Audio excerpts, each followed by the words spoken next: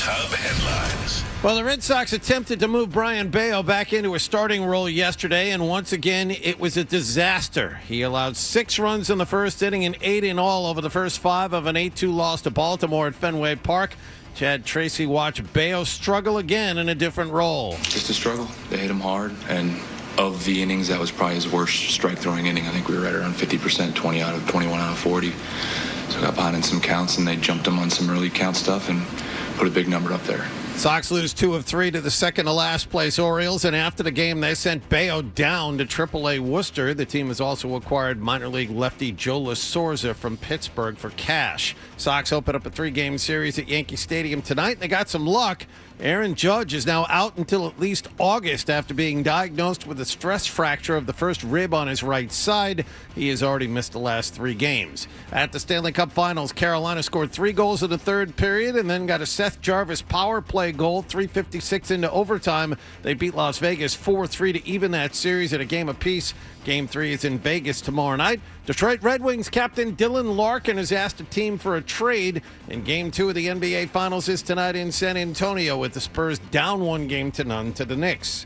Sports Hub headlines are brought to you by IBEW 103 and Nika Electrical Contractors. IBEW 103 celebrating 125 years of powering Greater Boston. To find a qualified contractor for your next electrical, telecom, or security project today, visit thepowerprofessionals.org. I'm John Wallach on Boston's Home for Sports, 98.5 The Sports Hub. Your next update at 6:30. Boston Talk Sports. Trade Drake May. We all know what, but we won't say what. Yeah, worst take on these airwaves in the last 24 hours. We may not take a call today. The Sports Hub. Ladies and gentlemen, I need all of you to stop what you're doing and listen. Toucher Yes, I finally shaved my nuts. and Hardy Who, me? Just hanging around. on 98.5. Anchorman, heard about you. Yeah. We're Costco guys. Of course we go shopping while eating a chicken bake. That's gross. Not a great cook, but I do cook. When I asked him about the sides, Kick them in the balls. I don't care about it, but it's not good behavior. Blaze Bailey is omitted. Toucher and Hardy We're the best friends it can be, my buddy and me. on 98.5 The Sports Hub. Let's go. As I crash at your place. Excuse me? Hey, good morning, everybody. Good morning. We are Toucher and Hardy, Town Fair Tire Studios, 617-779-0985. You can watch us on YouTube. Subscribe to 98.5 The Sports Hub on YouTube. Scandal this morning at the show offices. Obviously, with the Knicks in the playoffs, you hear about the Knicks constantly. It's just all talk about the Knicks. And more than any other conference, NBA final team you could ever find, the Knicks. Everyone's a Knicks fan. So, to kill time on a Friday, we thought maybe we'll have literally anyone from New York that is in sports broadcasting that could come on and talk about the Knicks. In fact, I even told Ryan, I'm like, I don't really want a writer. I would rather have like a radio or television personality. I don't really want a beat writer. I just want like someone who's sort of covers the team like in a meta sense and is a super fan kind of. Because it's just, I would think it would be funny to kind of tease someone for being this ramped up about it. So, as you do, he casts a wide net. He texts several people. And, I get asked to do shows too. And if a lot of times will just ignore the text or the text or the email, which I feel is just kind of the nicest thing short of saying yes or going like, oh, I'm very sorry, I can't do it today because of A, B, and C. Like sometimes you just don't want to do that, especially when you don't know the show. It's best just not to say anything. But Ryan was offended enough by Stefan Bondi, S-T-F-A-N, Stefan, much like Urkel's character that he became once he got into the cool molecular changer. Oh, I'm not. I've seen the memes, but I wasn't. I'm not aware of the story arc or the character development. So Yeah, I haven't seen any of the memes. I'm only aware of the story arc and the character development. Fool. So, well, I'll tell you. Urkel's a big nerd. Yeah. That much I'd gathered. And he wanted Mr. Winslow's daughter, the oldest daughter. He wanted her very badly. He was madly in love with her, and she wouldn't spend. He was a nerd, so she was mean almost. So he took his intelligence and he crafted a machine where he could put himself in the machine, and it changed his biology and his clothes. It took him from nerdy Urkel into super smooth, well-dressed Stefan Urkel. Oh. And then, as this Stefan Urkel character, he could kiss the lady. But sometimes the machine went wrong, and it turned him one time into Bruce Lee Urkel, where he did a hop sing voice and ran around in a gi. So he became Bruce Lee. They gave him like a Pete Rose haircut, black Pete Rose haircut. And now, did he also perform any martial arts? Comedically. Oh, okay. Because I thought at some times, and Fred is a consumer of all the sitcoms, you'll know that sometimes they will, and they even did it on The Office. They said, "Hey, our lead here has this skill that we saw in one of his first acting resumes." Unicycle, yodeling, banjo, and in the case of Steve Carell, hockey. So they did this. I believe it was for Threat Level Midnight. Threat Level Midnight. They worked it in so Steve Carell could out there and showcase his hockey skills, which was cringy. No, I don't think Jaleel White had hockey skills. But if he had karate skills, he did not have really karate skills. Okay. It was more of a chance to go like that, like like he did the thing, that people do when they're pretending to be karate. They go like he gets all like that. And I believe in the last episode of Family Matters, what's her face has a choice between Stefan Urkel, and she takes Urkel.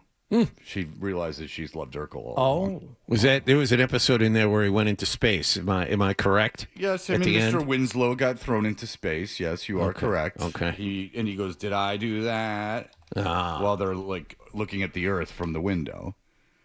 I'm gonna have to Google Family Matters finale. Lost in Space 1 and 2. That was when they went to space. Okay, I'll tell you what happens. Now, NASA struggles to recover its astronauts and save Urkel's life. However, it all ends well when Steve returns to Earth, a national hero. While on meteor duty, thanks to his mother's meddling, Eddie finds himself in the middle of a shootout, and he gets shot in the stomach. Eddie survives. Carl had given him this bulletproof vest. But then finally, I'll give you this. Steve sees Laura at the end of the episode and says, "You get more beautiful every time I see you." Nice. Laura then says she will kiss him only on one condition. Steve will have to promise to never go into outer space again. Oh, I was going to say, give her the stand-up triple. Steve replies, "Only when we kiss, Laura Lee. Only when they kiss." And they do. With a final cheer of approval from the audience. Now, never having consumed Family Matters, Fred, allow me to ask what is probably a silly question. But the oft-repeated phrase, "Did I do that?" Was that a rhetorical question? Did Urkel, in almost every instance, in fact, do that? Yes. Okay. Something that he had done that caused some type of comedic physical mishap. Can you ask me one question? Yeah. How did Urkel get into space? Okay. We'll set it up naturally here. We'll pick it up in 3, 2, 1. Fred, how did Urkel get into space in the first place? NASA buys a patent to one of Urkel's inventions. He's sent to space with a pair of astronauts to test it out. However, Steve's invention unintentionally causes a nearby satellite to crash into the space shuttle, and before long, it sends himself hurtling through outer space. Oh. Anything else you want me to ask?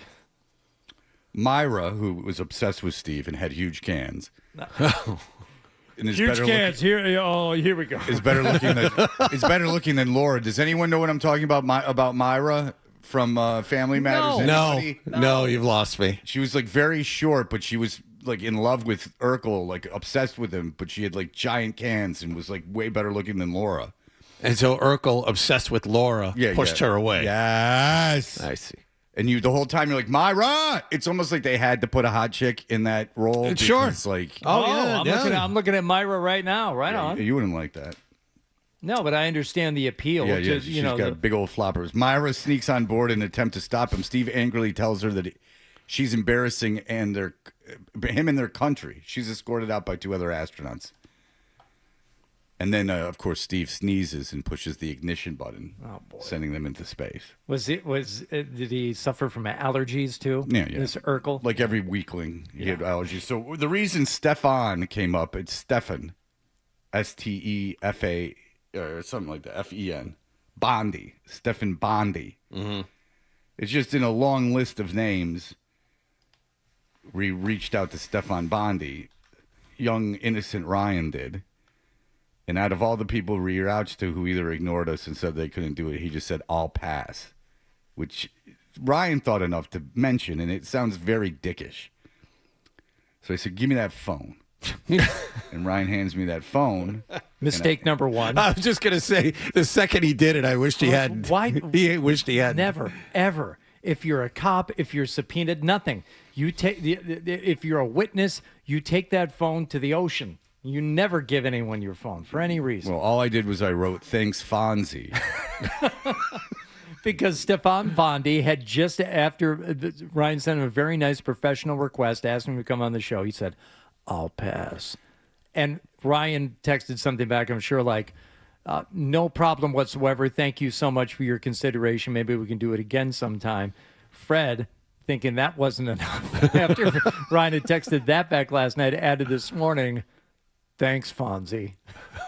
Well, I mean, he's feeling himself because the team he covers is in the finals. Oh, you think? Right. Yeah. I do think, which is a very false sense of pride. It's a almost sinful sense of pride. Well, it's got nothing to do with Stefan Bondi or anyone else. Why they would feel pride over it, that's kind of silly, but I bet that's what it is. It's almost like a biblical flaw in him. Like pride becomes before the fall. Something terrible is going to happen to Stefan Bondi. I can only imagine what. Because with the pride comes the fall. And so he's feeling himself. He's feeling like a lot of attention. I'd imagine a lot of shows are trying to have him on. I just feel now like he's wheeling and dealing Stefan Bondi, even though he's making $30,000 a year at the Post. I just feel like virtually any like Celtics writer that I know of, if they were, put in a similar position and asked by an outside market, or even say it's New York, right? You want to come on and talk about it? I think they would all say yes. Sure. I get requests to go on radio shows, and I generally just ignore them. But that to me, like if you just ignore it, then you've ignored it. Then I don't, or just ignore it. Don't do anything. Yeah. Like if you're really this big baller, just ignore it. Don't go all pass. Just the 2 words all pass. Like what are you like? Ryan, can you read what your request sounded like? What are you, Bob? You're Robert Evans? Reading. I'll pass on that, baby. Read verbatim what you asked Stefan Bondi. Let's see. Well, but anyway, when I wrote thanks, Fonzie. Which is all I wrote. Who cares? Ryan did not like that at all. No, quick, give me that phone back. I'm erasing And then that. he didn't know how to erase it, and then he handed it to Hardy, but I spelled Fonzie wrong, which was a big mistake on my point. I put Fonzi instead of Fonzie. I said, hey, this is Ryan from Toucher and Hardy. Is there any chance you can join us at 8:25 tomorrow morning? Thank you for your consideration. Yeah. And he wrote what? I'll pass. And then what did you write? No worries. Thank you for getting back to me. And then what did he write? Nothing. Yeah. And then you wrote, thanks, Fonzie. You didn't erase that, did you? I did not. Oh. Why did that bother you so much? What do you care about I Stefan didn't. Bondi? I mean, I guess I did erase it, but Maybe You did erase it. I had didn't you? Hardy do it. I don't know how to erase anything. So you guys unsent the text. You left. Why did that bother you? So now it's gone. Because now I'm worried, somebody's going to think that You're worried what? I'm a bad person or... Yeah, he's nice. Look at that kid. Nice kid in there. You missed one part of the story, which was when Fred took the phone. Ryan immediately said, "Don't do that." Well, he's really between a rock and a hard place because Ryan doesn't want to upset me, but he certainly doesn't want to upset Stefan Bondi. Right, and it's the evil of two lessers. Who are you gonna piss off? But I think you erred on the right side, Ryan. Why though? Hitch your wagon to Stefan Bondi as opposed to Freddie T. Why are you? Why do you have any concern about what Stefan Bondi thinks of you? Maybe he operates from a default position of just being a nice person and not being a prick. Well, when someone's a prick to you, just kill him with kindness. Yes. Okay. Stefan Bondi, why? I'm being serious. Why does it concern you if he doesn't like you? I think it's more just like a people-pleasing thing in me. Like when people get mad at me, I get uncomfortable because I just always want to, I don't know, just be liked in a way. No, I understand that. I think everyone's like that in a sense, except for sociopaths.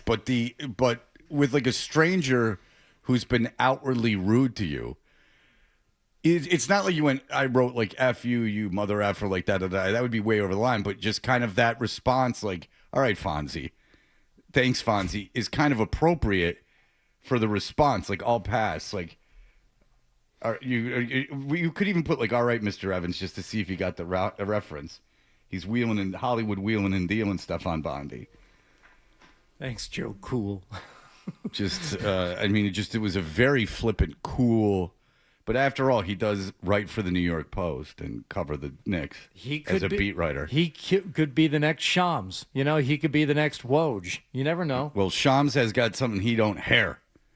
Shams is like a 50s bad boy with that hair. Shams is he trims that beard every 5 minutes.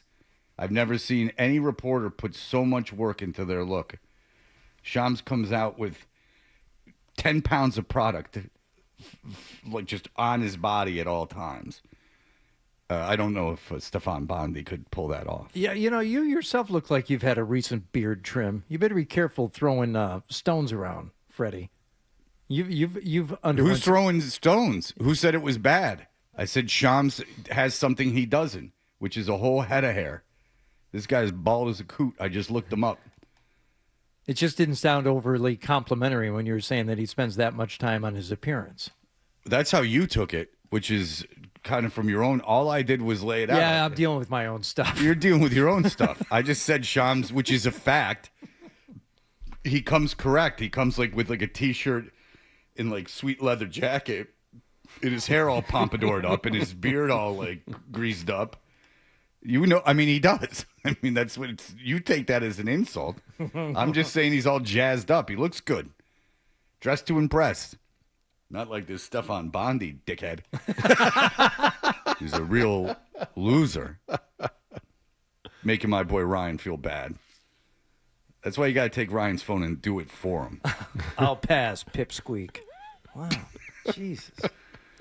I didn't deserve that. Call me Thank when you. you're the Dan Patrick Show. What if he just wrote left a voice message?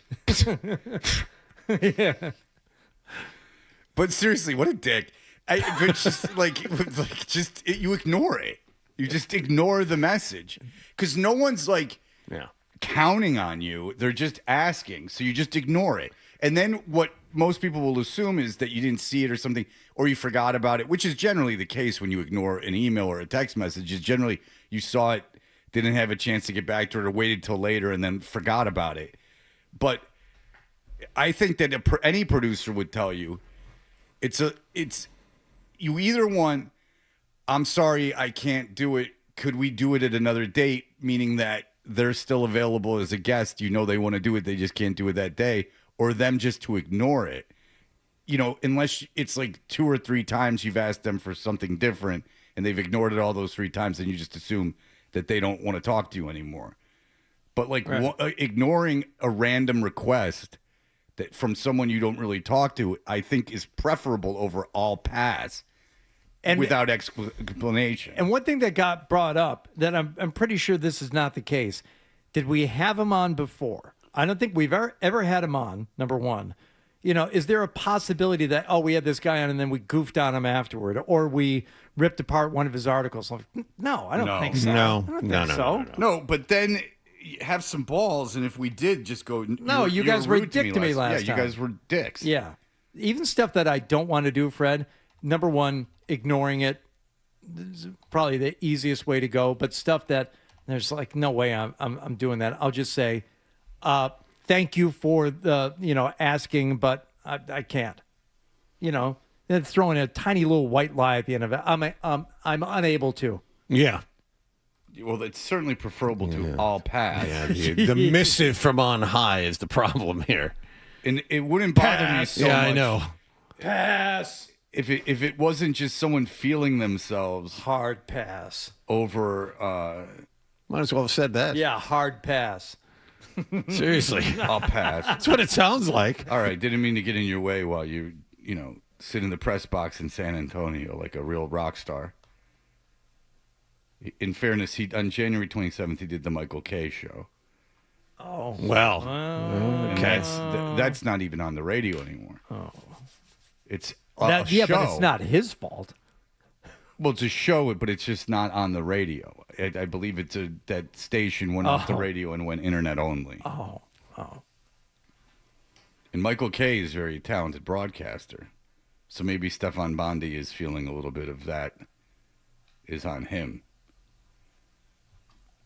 Could be, but I tell you, just for this series and based on how game one went, I can't remember the last time, I didn't have a team that I was, really interested in the NBA Finals where I was looking forward to watching the games like I was the other night.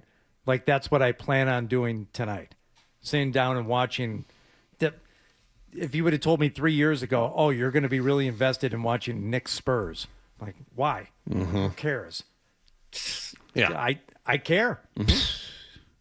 And as we get into what happened last night, Fred, I thought there was no way I'd be interested in the Stanley Cup final, even though it's playoff hockey, which I enjoy. I'm all in. And after last night, how can you not be? Well, now I'm rooting against the Knicks, so take that. Uh-oh. All just to ruin the career of Stefan Bondi. Your career taking off, I'll pass. Hard pass. Yeah. Again, it's not the not doing the show. There's hundreds of people a year that don't do the show. Way more people don't do the show than do the show. Our hit rate is not perfect. I completely understand not doing the show. Yeah. I completely understand ignoring it. How's the Spike Lee request going, Beaton? Oh, Beaton got, he's I did email them, his talent agency, and then I got an automated email back, and it said basically if I'm not getting paid, it's probably not going to happen. Oh. So Spike Lee needs to get paid to do a radio appearance? Tell him what's he need. I might have sent it to the wrong email. It was for speaking arrangements, so I don't know. Well done, producer. That was the only email available. All right. Well, all right. Yeah, to amateur. But even that automated response is better. Well, yeah, the response, do you pay, is better. Yeah. Than I'll pass. Yeah. Even I can't do it is better than all pass. Right. I can't do it at least implies that you had something else to do and you can't do it. Just I can't do it. All pass implies you had nothing to do, but you think so little of it that you're just going to pass. Yes. The term pass, that's the key thing. I can't do it. No, I can't. No, I can't is maybe a little bit preferable to all. I'm trying to think of how bad I'll pass is. I'll pass might be the worst thing. It's better than FU. It's worse than FU. Because FU, then you go, what do we do to him? And at least there's some guilt. Yeah, if he said, no way, LOL. There's no chance I'm doing that. Yeah, then I would be like, oh, we did something. Yeah. Or not even necessarily to him, but we said something in the past that really got, maybe he's friends with Diana Rossini or something. Do you know what I'm saying? But all pass is just and then you go, oh, who is it? Because then you go, oh, maybe he's some hotshot. like some guy who passes on projects and things like that, and you just go, oh, he's a beat writer. He's no better than us. You want someone better than you passing. You see how I operate. Yeah. Yes. I got a real caste system of Yes. of who's better than me and who's not. Unless you're better than me, I want respect. At least a passing respect. If you're better than me, feel free to do whatever you like. I keep a list in my wallet with a little golf pencil back there for edits and changes. Well, it's a numeric system. Better than me. It could apply to yeah, he's not better than me. I could use a heels in the nuts from this one. All right, we'll be back in just a moment. More Toucher and Hardy on the way on the Sports Hub.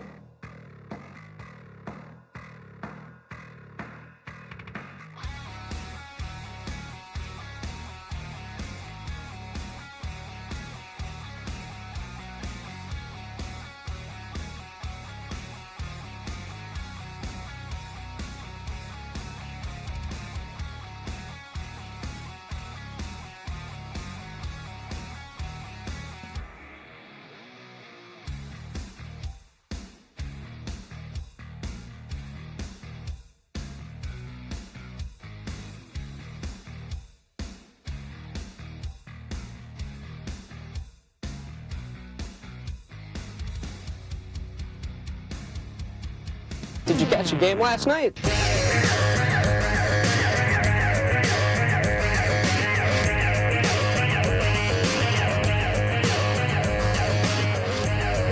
Hey, we are Toucher and Hardy. What happened last night's brought to you by Leonard Hair Transplant Associates, where your hair doesn't have to be a game of what happens, so change your lettuce and change your life with Dr. Matthew Lepresti at 1-800-GET-HAIR. Paul has some advice for Ryan. Hello, Paul. Ryan, I asked for his phone. I didn't take it.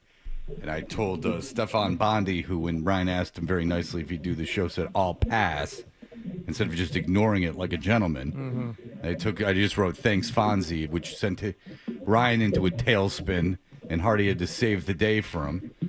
Even though Hardy's 30 years older than him, and he still had to teach him how to do something on his phone. I found that odd. Yeah, it was odd. Paul, go ahead. Ryan, save yourself 30 years of heartache, aggravation, frustration, and just go bitter old man like Fred and I. We're both in our 50s.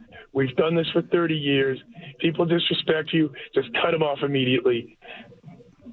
You got to let him know. You got to let him know that you ain't buying it. Yeah, Ryan needs to learn that lesson. We'll figure it out. We'll figure out how to get him going. John, corner him. Okay. Make him feel uncomfortable. Dan, go ahead. Got it. I think I know who's behind this. Dan Roach put him up to it because of the Woo Sox. You guys didn't go to the Woo Sox. It is true. He was pretty upset about that, and maybe he reached out to his connections in the fish wrap, in the print. You know what I'm saying? It's a possibility. He's got a lot of friends in a lot of places. Got a lot of reach, a lot of pull. Yep. All right. What happened last evening, Hardy? You know what? It was a lovely evening. And by the way, congrats to the Journey Forward people. We're having another great fundraising event. You were with Peter Brady last night. I was with Christopher Knight. I almost. Do you know how many times I almost call him Peter? Well, he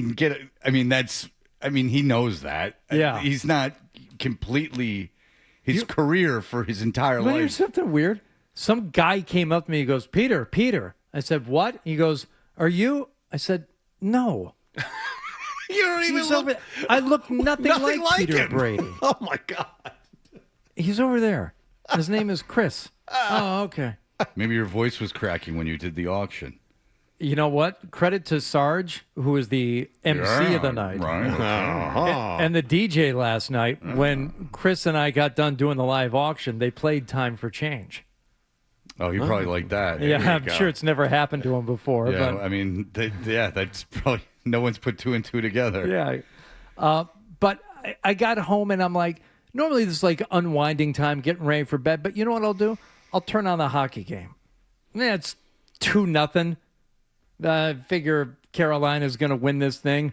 I'll take the dog out, and as you know, just well, you missed the best part of the game. Watch the rest. In bed. I come back in from checking the perimeter as we do. One last time at night. Sure. Right. Check the perimeter. Right.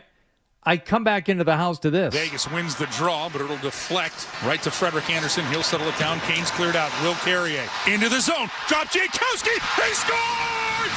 Mark Jankowski has tied it up here, and the Canes have come back from 2 down. Oh, his first of the postseason, and Mark Jankowski has got this building in a frenzy. You missed the best part, though. You did. Did you see when the guy got hit in the face with the slap Yes, shot? I did. Right in the visor, right on the nose. Under the visor. Oh, I thought it was on, and then the visor collapsed back. No, it looked to me. Third period? No, first period. Oh, yeah. He got hit under. It looked to me like it went under the visor. McNabb, right, the defenseman for I Vegas. Know. He was standing in front of the net in the wrong jersey, and it went right into his face. Man. And it smashed his nose, and he just hunched over and immediately skated off the ice, like through the tunnel. Yeah. Like not even through the benches. He just went through the tunnel. There's no way he came back, is there? There's no way. I mean, the only time I've ever seen that happen, Stamkos in Game 7 against the Bruins in 2011 took a puck to the face, came back out with his nose broken, and finished the game. But I can't imagine you take a slap shot, a direct hit like that. Brutal. It can't be. Yeah, it was McNabb because he only played 5 minutes and 39 seconds. No.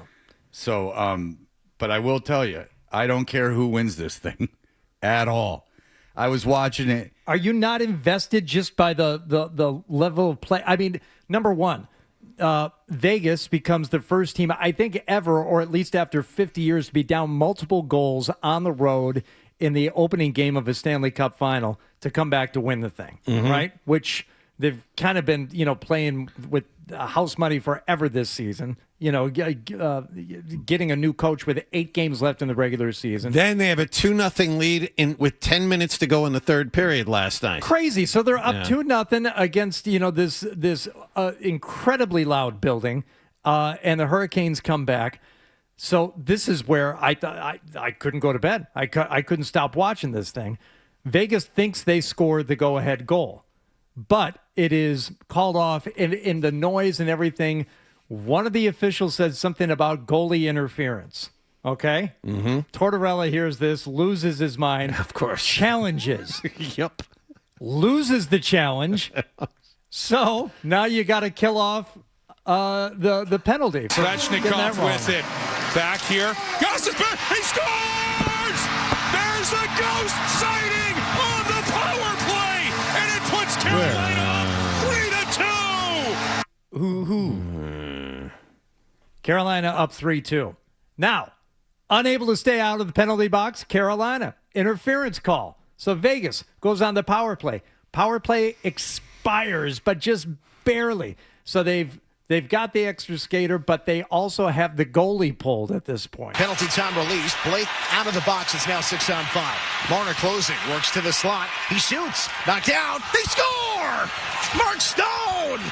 3-3 tie with 1:21 to go in regulation. It's a 6-on-5 game tying goal for the Knights captain Mark Stone. It's a 2-0 game for his, I don't know, it could have been the entire night for all I know. I turn it on when it's 2-0, like midway through the third, and you get 1, 2, 3, 4, how many goals? A lot. Scored? A lot of goals scored. Yeah. Going to overtime, 3-3. Fantastic. Overtime. Thank God it didn't take long because I was getting real tired. Along the right wing boards. Back up top, it's Gostisbehere. Send it cross shot. Game over! Seth Jarvis wins it in overtime!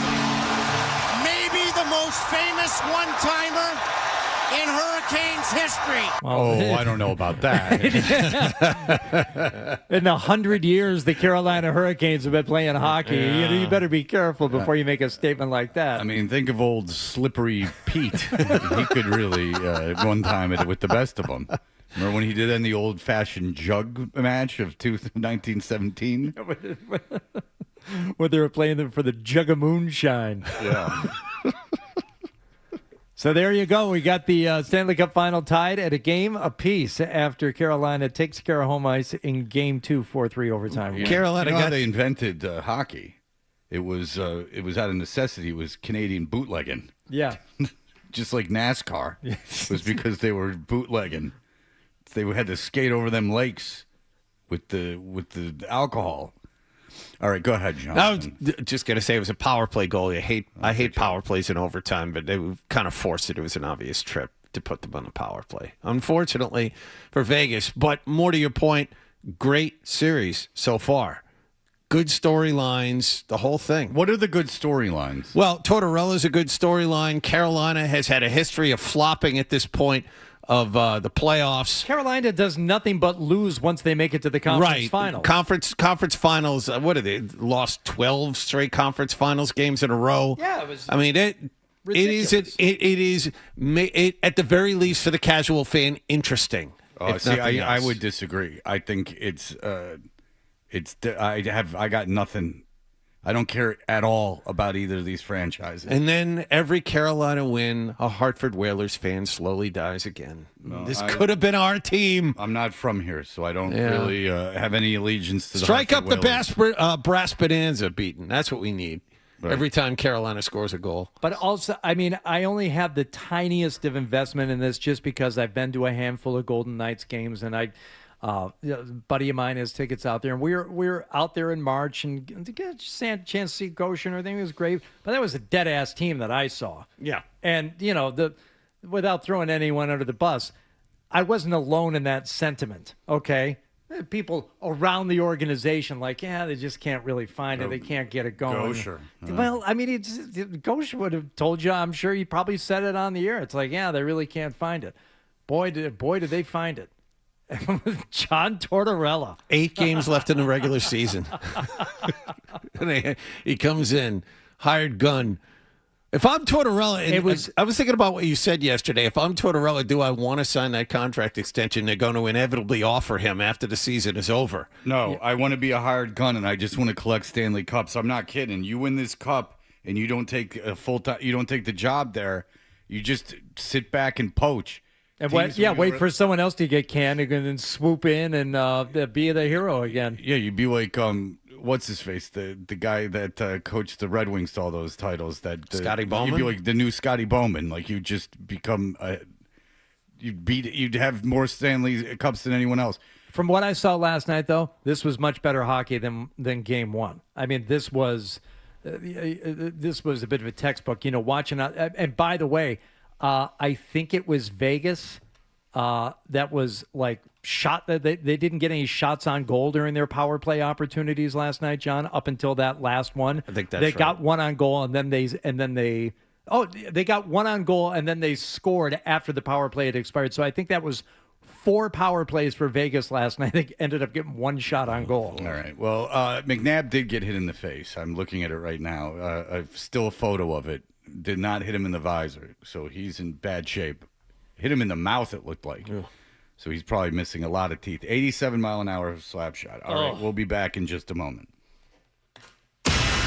Sports Hub headlines. Baltimore scored 6 runs in the top of the first inning off Brian Bayo, and that was enough. They beat the Red Sox 8-2 at Fenway Park. Bayo lasted 5 innings, and then after the game was sent down to AAA Worcester. Sox visit the Yankees tonight, and Yankees captain Aaron Judge is out until at least August. He has been diagnosed with a stress fracture of the first rib on his right side. Carolina got a power play goal from Seth Jarvis in overtime. They beat Las Vegas 4-3. Stanley Cup Finals even in a game apiece. And Game 2 of the NBA Finals is tonight. The Knicks visit San Antonio, leading 1-0. Sports Hub headlines are brought to you by Bill Burr, live at Centerville Bank Stadium. Get ready, New England. Bill Burr is coming to Centerville Bank Stadium Friday, June 12th. Get tickets now at Ticketmaster.com. I'm John Wallach on Boston's Home for Sports, 98.5 The Sports Hub. Your next update at 7 o'clock.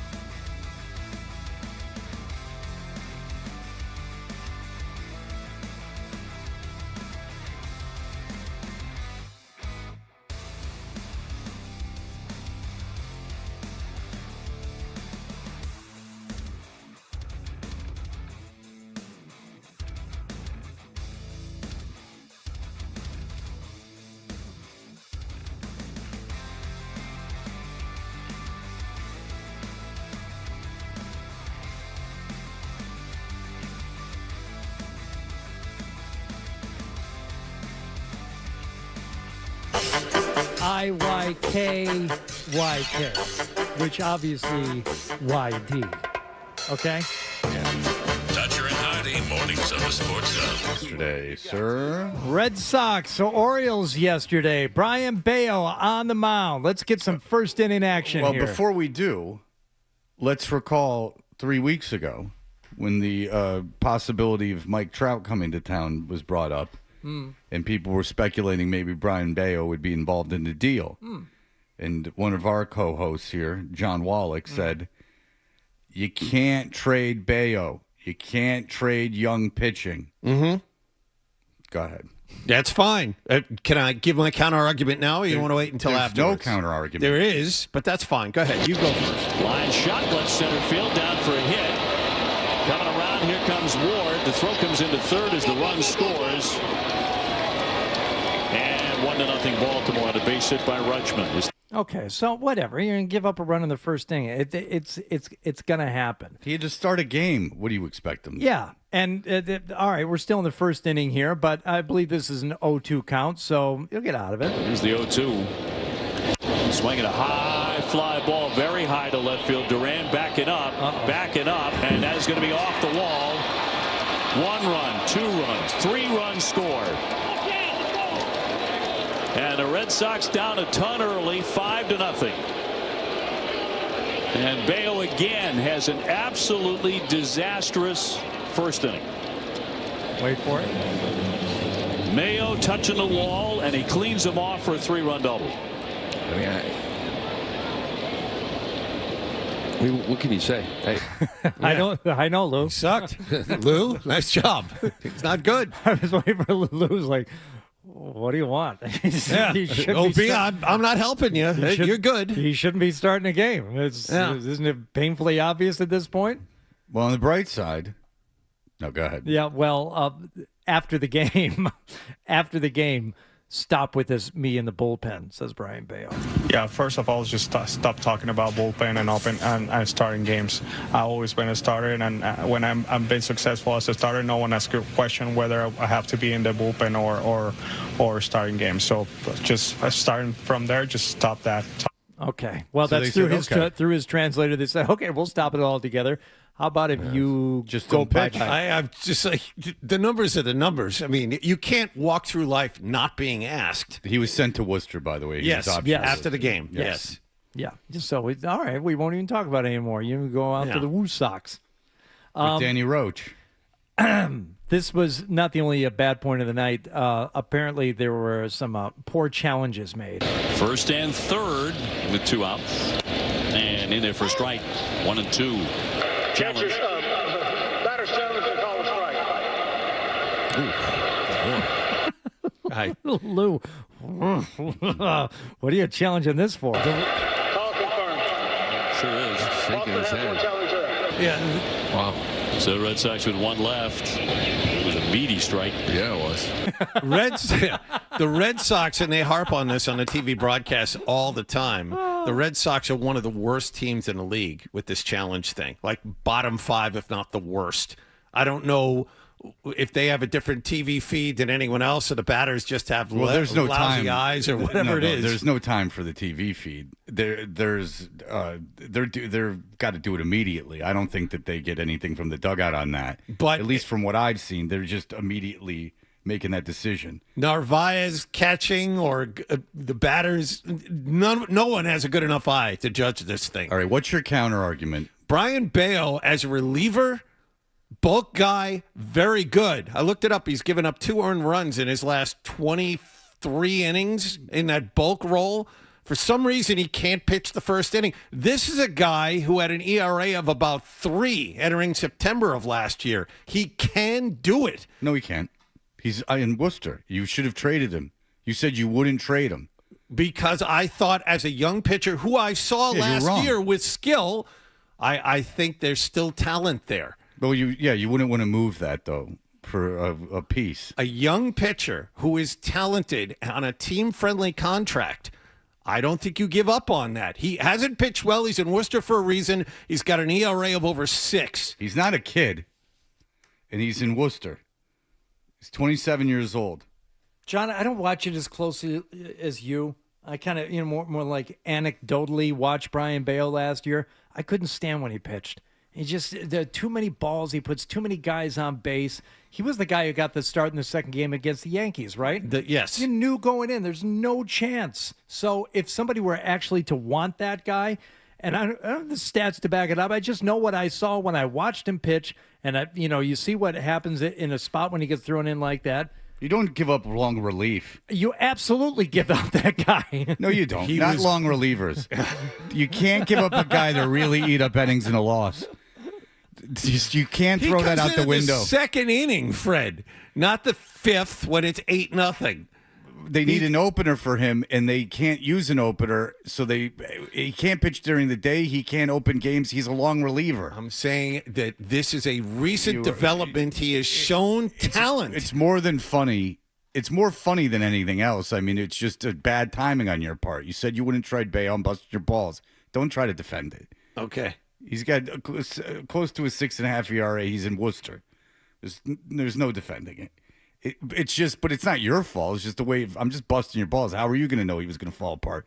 Obviously, they wouldn't have traded Bayo going into the season, but I looked up just to complete this pseudo argument here. I looked up how Trout's been doing the last month, sitting about 210. No, last month. I didn't particularly think they should get Trout for baseball purposes. I just thought they sucked, and that it would be kind of fun to get Trout. Fun to watch him for a few months. Yeah, and who cared if they got rid of Bayo because he's not anything special. The overriding thing of all of this is the team is terrible. Right. In all sorts of ways, regardless of how good the starting pitching is, they can't hit. They have this problem with a young pitcher they gave a big contract to. And by the way, he joins Christian Campbell, an infielder who you gave a big contract to, and over $100 million guaranteed is playing in Worcester. So, I mean, this management is so bad on so many levels. They have a GM who can't interact with his employees, let alone the players he came and got. I mean, it's bad in about 5 different ways, and there's no easy fix to it. It is interesting that, people applauded them just out of hand, like for giving contracts to all these young guys. There's a reason the guys took the contracts. That if you're willing to give someone a contract that has not proven themselves at the major league level, a long-term contract, the reason that the player takes it is to start making money right away, and also it's insurance against them sucking. Mm-hmm. So, it goes both ways. Christian Campbell could have not taken the deal and bet on himself and gone a couple years and then made way more money. But the idea is, I want the money now. I want to be guaranteed the money. So you're kind of gambling when you give long contracts to unproven players. But this team had decided it wanted to be the Tampa Bay Rays. Right. For years and years and years, Tampa Bay.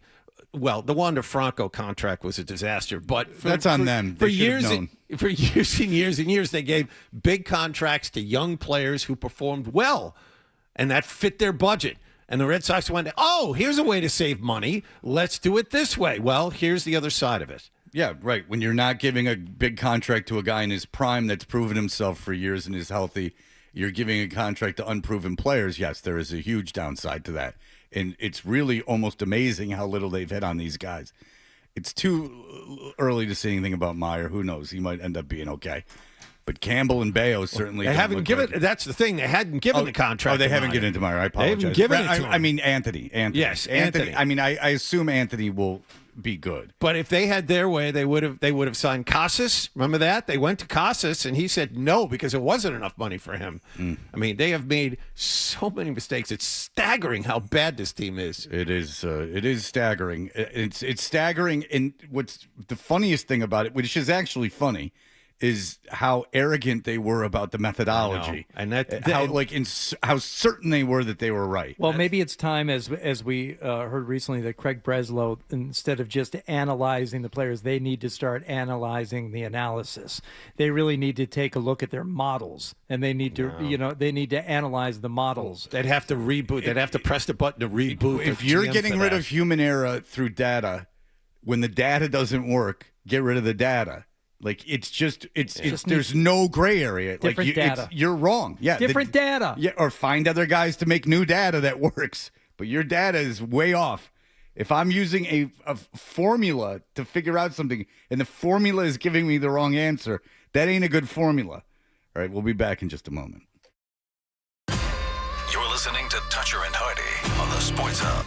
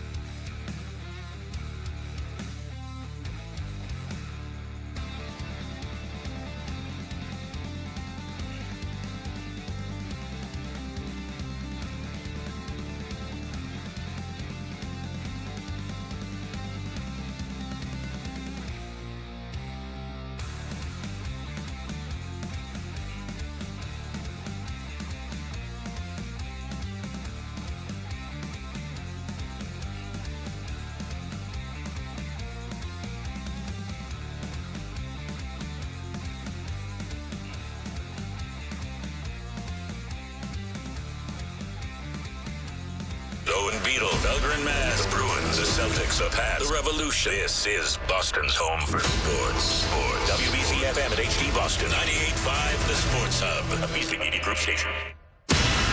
Sports Hub headlines. Red Sox are now 3 games out of second to last place after an 8-2 loss to Baltimore at Fenway Park yesterday. Brian Bayo tried starting again, and it didn't go well. He allowed 6 runs in the top of the first inning and 8 total in 5 innings of work. After the game through a translator, he said he wasn't dealing with more questions about his first inning mental block. Just starting from there, just stop that talk because I'm just having a bad season. That's it. It's not whether I'm a starter or I'm a reliever. It's just having a bad season. But I think I know that I can turn it around. Well, the team thought differently. They sent him down to AAA Worcester shortly after those remarks. The Sox have also sent cash to Pittsburgh for lefty reliever Joe La Sorsa. They visit the Yankees tonight in the opener of a 3-game series. The home team is missing their best player. Aaron Judge is out until at least August after being diagnosed with a stress fracture of the first rib on his right side. Carolina has tied up the Stanley Cup Finals at a game apiece. They rallied to beat Las Vegas 4-3 in overtime last night. The Hurricanes were down 2-0 midway through the third period, but ultimately got a Seth Jarvis power play goal to win it just under 4 minutes into OT. Game 3 is tomorrow night in Las Vegas. Game 2 of the NBA Finals is tonight. The Knicks lead San Antonio, leading 1-0. And in NFL news, Green Bay has signed wideout Christian Watson to a 4-year, $110.5 million extension with a $31 million signing bonus. Sports Hub headlines are brought to you by the 99 Restaurants. Kids eat free the day after the Red Sox win. Get a free kids meal with every adult entree purchased. You gotta love the nines. I'm John Wallach on Boston's Home for Sports, 98.5 The Sports Hub. Your next update at 7:30. Diving effort. He's got a breakaway. To the backhand. Throws it in front. Coming to the spot. The Sports Hub.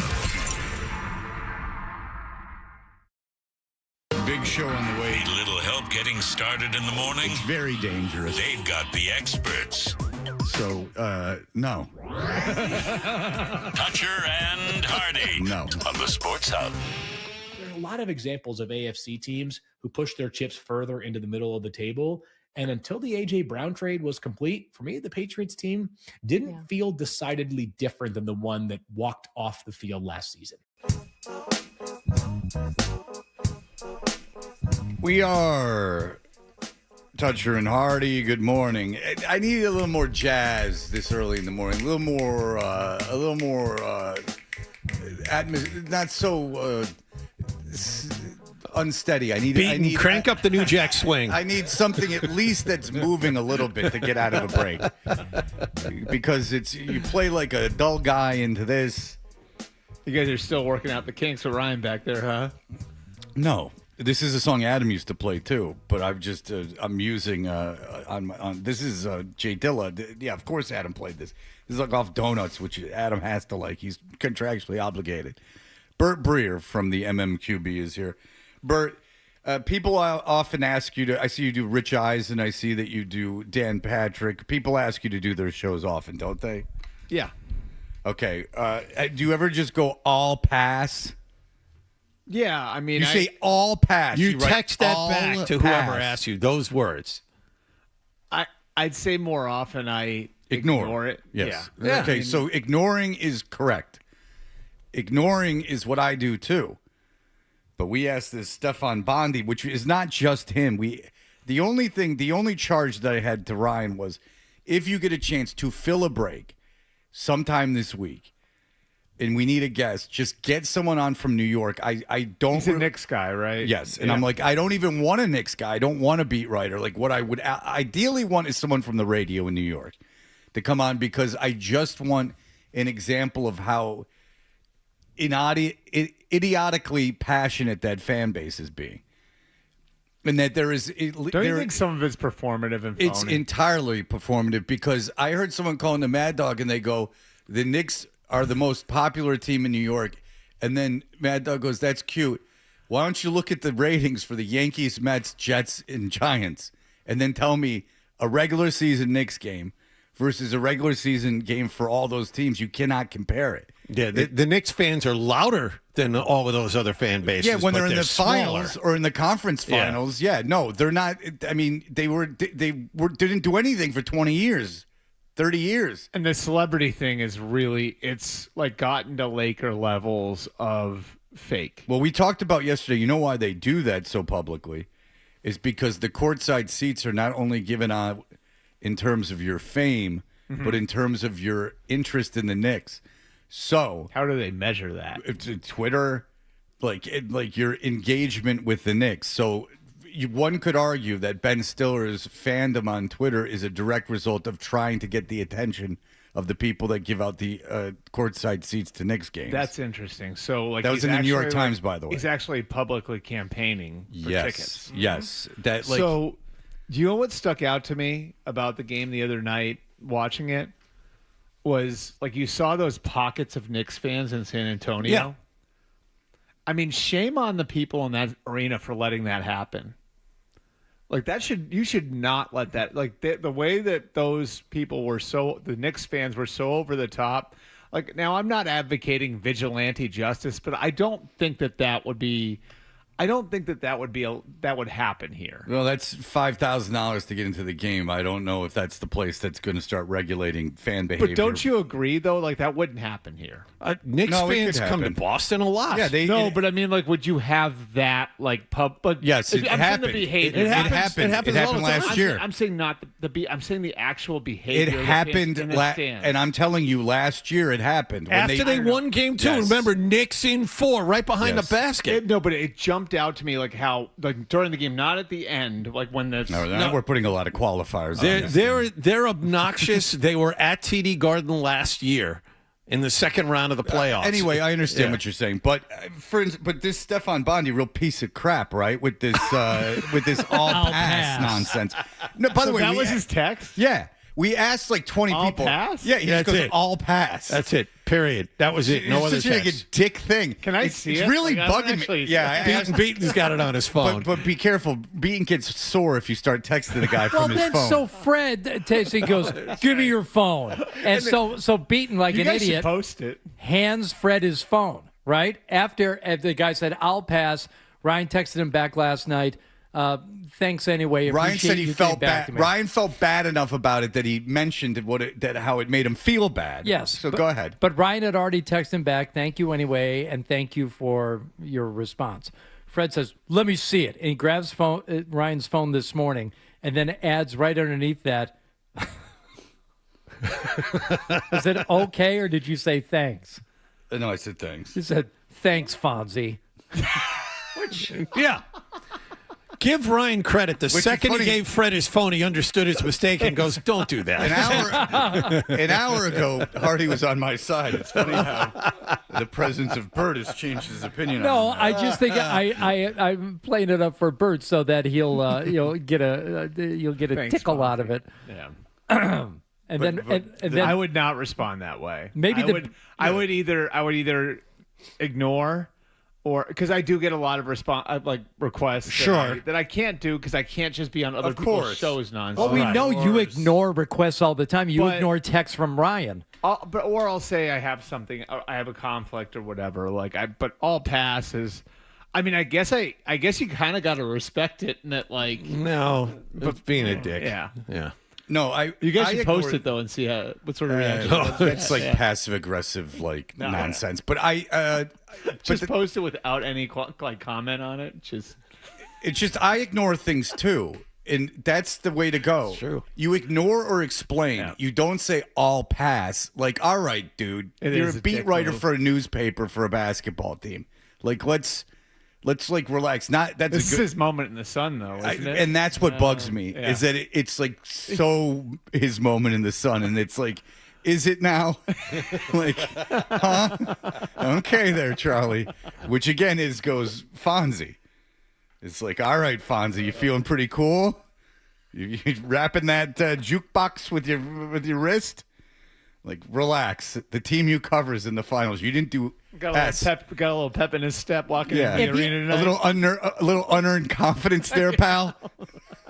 If he had said hard pass, that would actually be better because that would say, oh, I have a reason I don't like you guys Yes. for whatever for something, but like, oh, that's interesting. Hard pass, but just I'll pass. Yeah, hard pass. Well, hard pass was like you'd be wondering if you got that from somebody. Did I do something? Yes. That's what we were saying. Is Yeah. at least there is that aspect of what did I do to elicit this response? Right.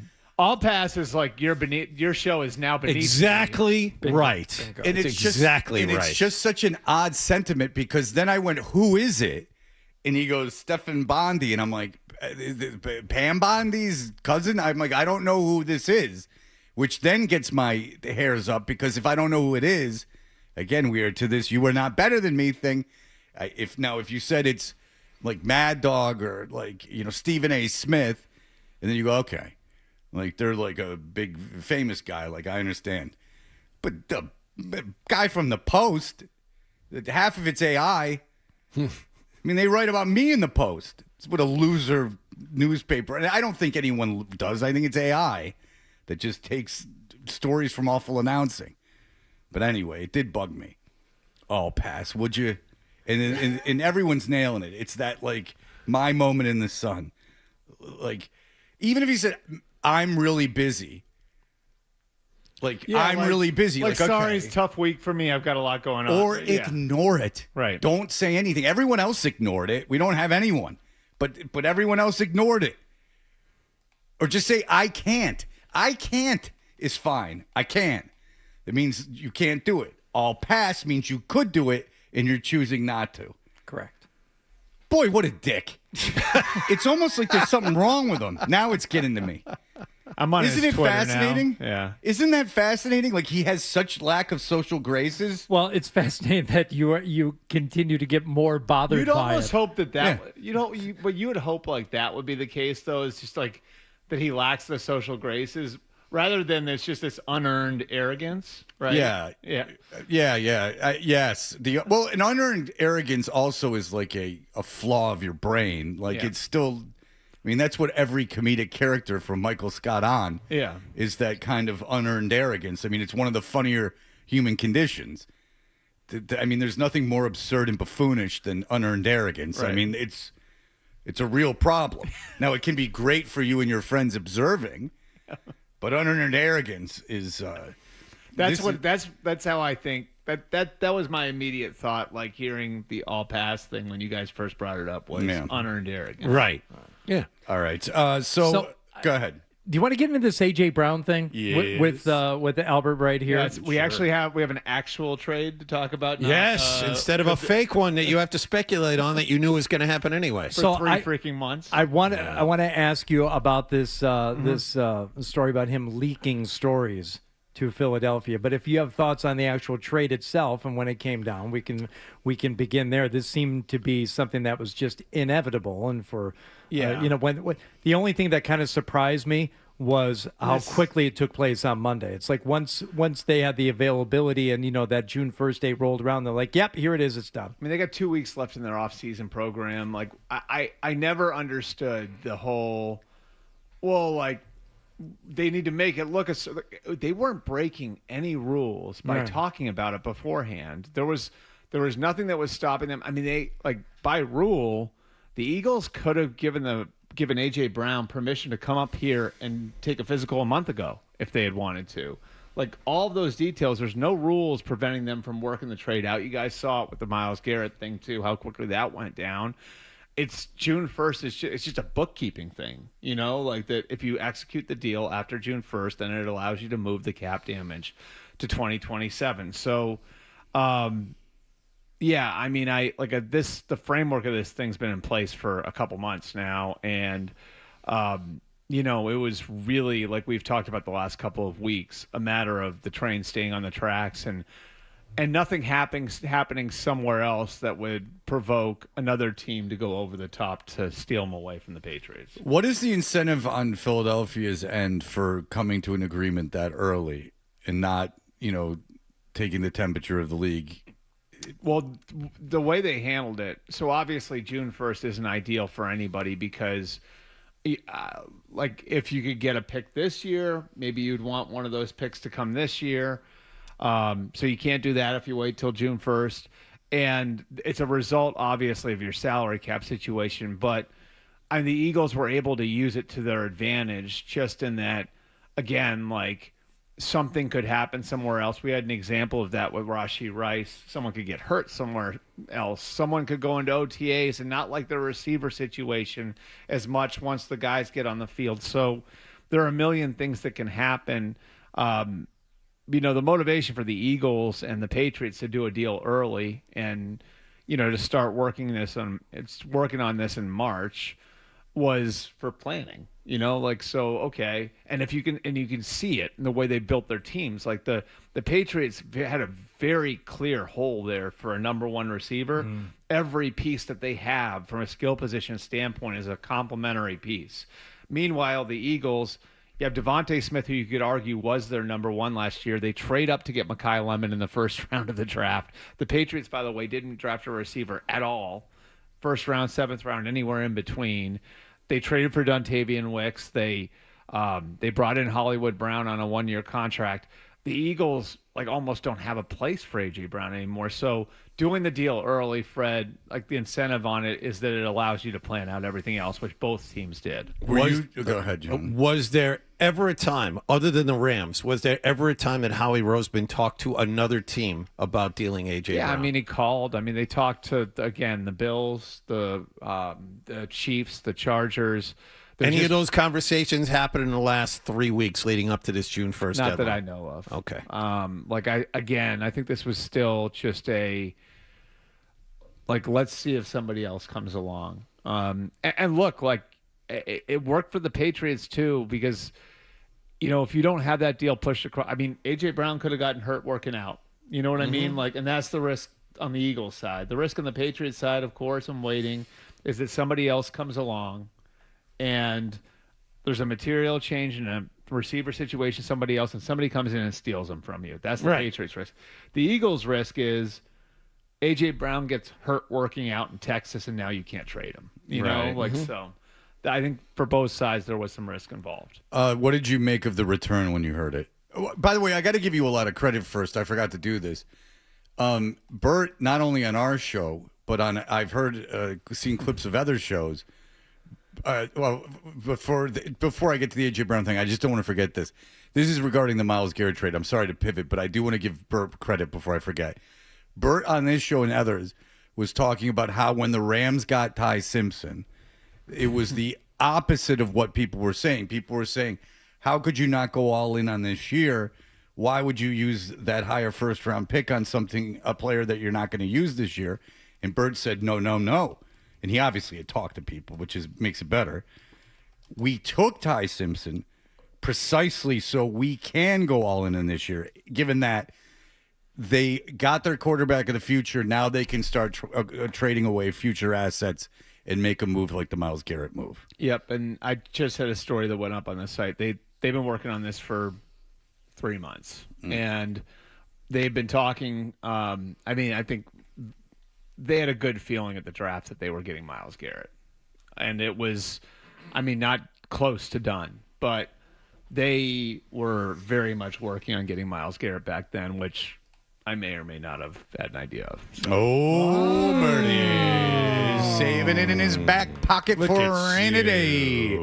I thought about it because he did talk about that Ty Simpson thing, and he's speaking like he kind of knew something was up, and he was like, you got to be, don't think this is for the short term. And then he explained that having the quarterback frees you up to get rid of future assets. I was surprised they included Verse in that, though. I know that Cleveland demanded that. They didn't want. I'm sure they didn't. Yeah, because they're better. But I heard multiple people said, "Wow, they get exponentially better on defense now." No, you add Myles Garrett to your team, you're going to get better. But exponentially better based on what you gave up, I think that's a stretch. So here's the thing. So how close were they to winning the whole thing last year? They lost by 4 points in Seattle and to a Seahawks team that beat the brakes off the Patriots in the Super Bowl. So I think it's not a leap to say they were the second best team in football last year. And that NFC Championship game, if it's not for the Zach Charbonnet play, where Zach Charbonnet picks up the ball and runs into a fluky 2-point conversion, then that game is in L.A., not in Seattle, and L.A. may win it. That's how close the Rams were to winning the whole thing last year. And now they bring that team back, plus Myles Garrett, plus Trent McDuffie, and minus Jared Verse.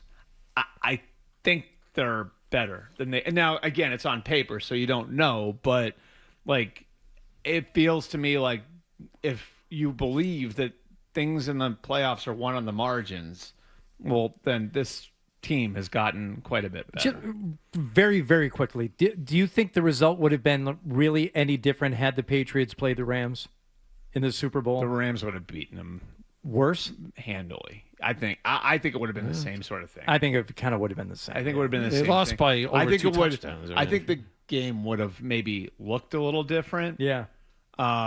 Just in that, like, I think Stafford would have carved him up because I like with Stafford, and to me, like that was, and I voted for Drake for MVP, but I think like if you were voting for Stafford for MVP, what he did to Seattle in the NFC Championship game versus the way Drake looked in the Super Bowl against that same Seattle defense on a neutral field was as strong an argument as you could get, because I can remember like I like in the run up to the Super Bowl, I talked to a couple of the Patriots guys who had watched Stafford on tape and studied him. It's like we're studying the Seattle defense and saw Stafford out there. And like a couple of guys said to me, if you voted for Stafford after watching that, I wouldn't have blamed you. Like he was unbelievable in that game. All right. We will get more into the A.J. Brown trade with Bert in just a moment. You're listening to Toucher and Hardy on the Sports Hub.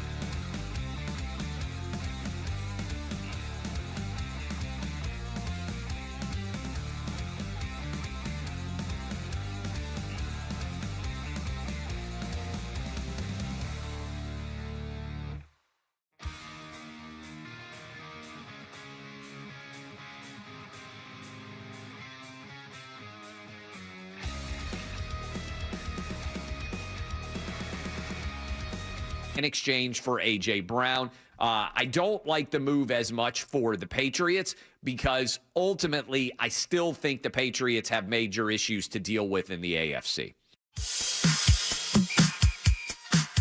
There we go. Hey, now, let's have some fun. Excuse me, madam. You're staying still in a no parking zone. If you don't get a move on that body, I'll be forced to give you a ticket. So get right. You request this? No. Wow. What is this song? Is this No Parking on the Dance Floor? That's what it is. Who's this by? I don't know the answer to that. Well, the guy's writing the ticket. I mean, you should know who's giving you the ticket for not boogieing. Oh, we love the auto tune. This is like, is this like a new song? No, it's an old song. I don't remember the auto tune being part of this. I don't Midnight think they had, Star. Oh, there you go. I don't think they had auto tune back then. It's just some kind of effect. All right. Anyway, Bert Breer is here. So, Bert, what did you make when you saw what Philadelphia got for A.J. Brown? I think it was a fair compromise in this way. You have, and this is the way I look at it, if I'm the Patriots, losing a first-round pick it's a big deal. And it's a big deal not just because of the singular pick, but because of what you can do with it. You can trade it for another veteran player. You can turn it into more picks, right? Like there's a ton you can do with a first-round pick with that piece of real estate. The benefit for the Patriots here is they have 2 years to replace it. So they could replace it with multiple picks later in the draft. They can maneuver. So you have essentially, if you're trading that pick like a week before the draft, you have almost no time to replace that pick. They have 2 years to replace that pick. The downside for the Eagles here is that if you use that pick on a player, well, then there are 2 seasons where you have neither A.J. Brown nor that player on your roster. So it's sort of like this void of 2 years where neither asset is there for you. So I think if you're saying like a first-round pick is an overpay, which I think it would be in this case, if you were talking about a 2026 first-round pick, well, then I think the 2-year gap makes that a sensible compromise. And it's something Howie Roseman's done before. He did it with the Hassan Reddick trade to the Jets a couple of years ago, where he wanted a 3 for Reddick, and he was having trouble getting it. This was in March of 2024, and the compromise was we'll take a 3 in 2026, which they just used that pick. And they said, take that, we want Hassan Reddick to play kind of try for a game and then shoot his way out of town. I'd say the Eagles won that trade. I'd say the biggest loser in that was Reddick because he cost himself like millions and millions of dollars. Here's the amazing thing about that one though is think about this. So they have that they have that 3rd round pick, right? The Eagles do. They have their own 3rd round pick. They get another 3rd round comp pick for losing Milton Williams. So now they have 3 3rd round picks. They took one of those 3rd round picks and traded it for Jalen Phillips before the trade deadline last year, right? So they get a half year out of Jalen Phillips. They'll get a comp 3 for him next year, right?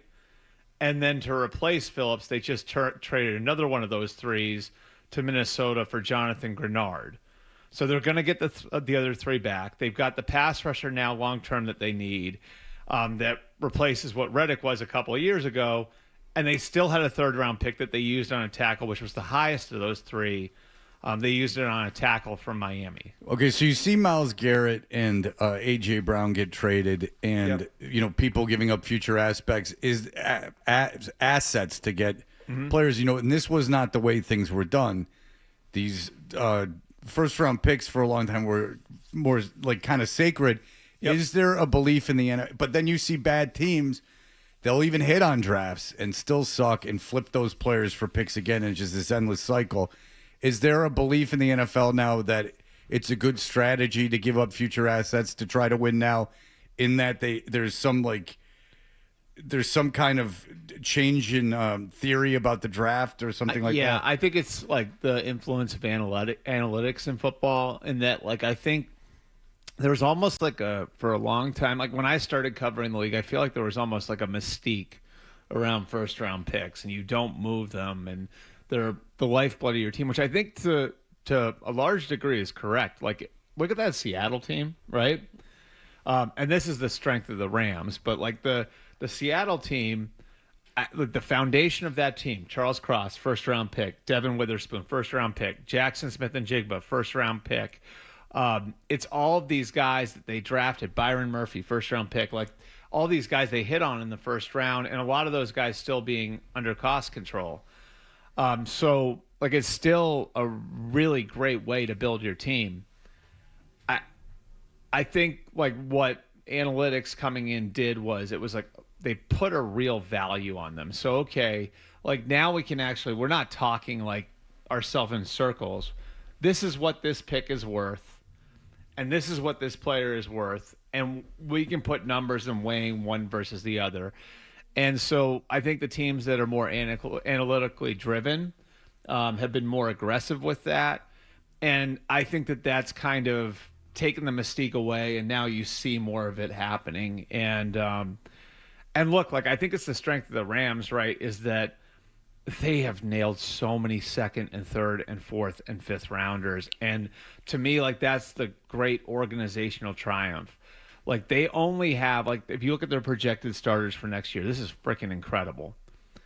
They actually only have 3 former first rounders starting, and it's 3 guys who are first-round picks for other teams. Stafford, Garrett, McDuffie. Wow.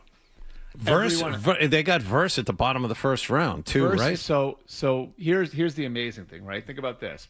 So they trade Jalen Ramsey to the or they trade for Jalen Ramsey, right? They get him from the Jaguars. They give up their first-round picks in 20 and 21. They trade for Stafford. They give up their first-round picks in 22 and 23. They draft first in the first round in 24, okay? So despite the fact that they had no first-round picks from 20 to 23 because of those 2 trades, right?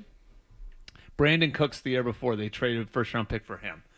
So despite spending all those first-round picks on veteran players, last year they still had one of the best young rosters in football. Think about that. Well, it wasn't important then that Vrabel be at the third day of the draft, because what do you get at the third day of the draft? I know. We keep coming back to that. You get Puka Nacua. Yeah, exactly. No kidding. You get Kyron Williams. You get, Sure. I mean, look, do I think that it's like a fireable offense, or like Vrabel will be forever judged for missing that third day of the draft? Not at all. But this notion that it doesn't mean anything, But and just that it's the numbers third day. The insistence that it's no big thank deal. you. There's this insistence that it's no big deal. But numbers-wise, the Patriots took 9 guys on draft day. 6 of them came in day 3. Right. I mean, it's just a numbers game, if nothing else. it's just flexible logic, like Fred, right? Like it's just I'm gonna shape this to whatever it's important.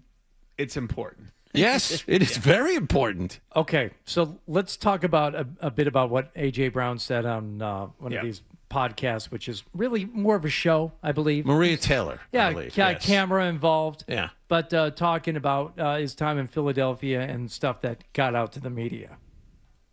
Oh, I'm sorry, Ryan, could you put me up, please? Thank you. Thank you, sir.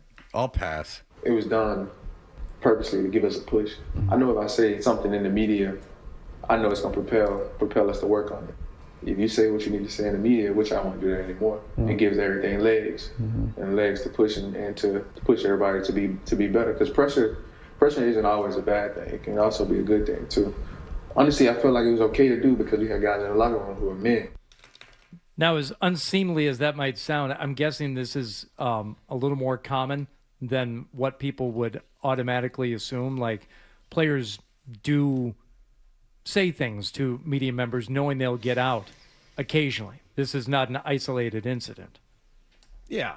Why else would you talk to the media? Yeah, I mean, but through back channels. Right. Yeah, I mean, I think, I always say, like, and, when I'm dealing with a player and I'm talking with a player, a lot of it, when you're talking off the record to a guy, a lot of it is there's a benefit for you getting your side of the story out there, And a lot of these guys are so because for some of these guys, they've been dealing with it since they were in high school. When they were 16 years old and they're a blue chip recruit, like something they say on social media creates a firestorm. So these guys are pretty savvy by the time they get to the NFL, and they're well aware that they can shape their narrative by doing things on the record, by doing things on social media, or by getting their perspective out there.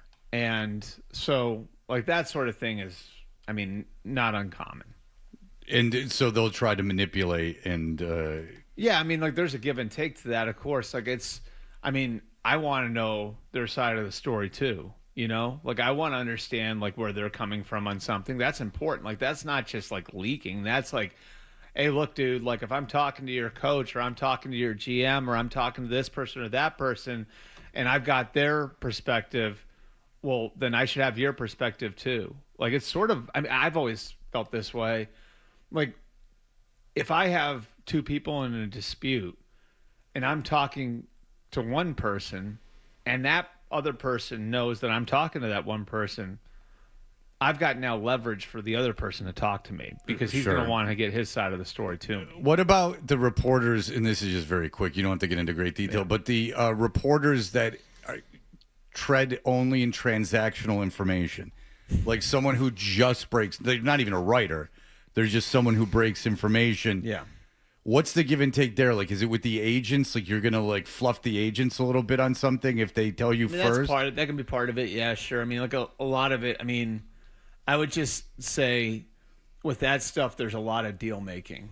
And there's a lot of, like, I mean. Are you paying for the information? Huh? Are you paying for the information? I don't know anybody that does. Okay. But I would say, I mean, so I guess the Garrett trade would be a good example of it because of what happened on Monday, because like the intention, and this isn't a story I actually just wrote, and that, like I said, that just went up. I'm not trying to over promote it or whatever on your show.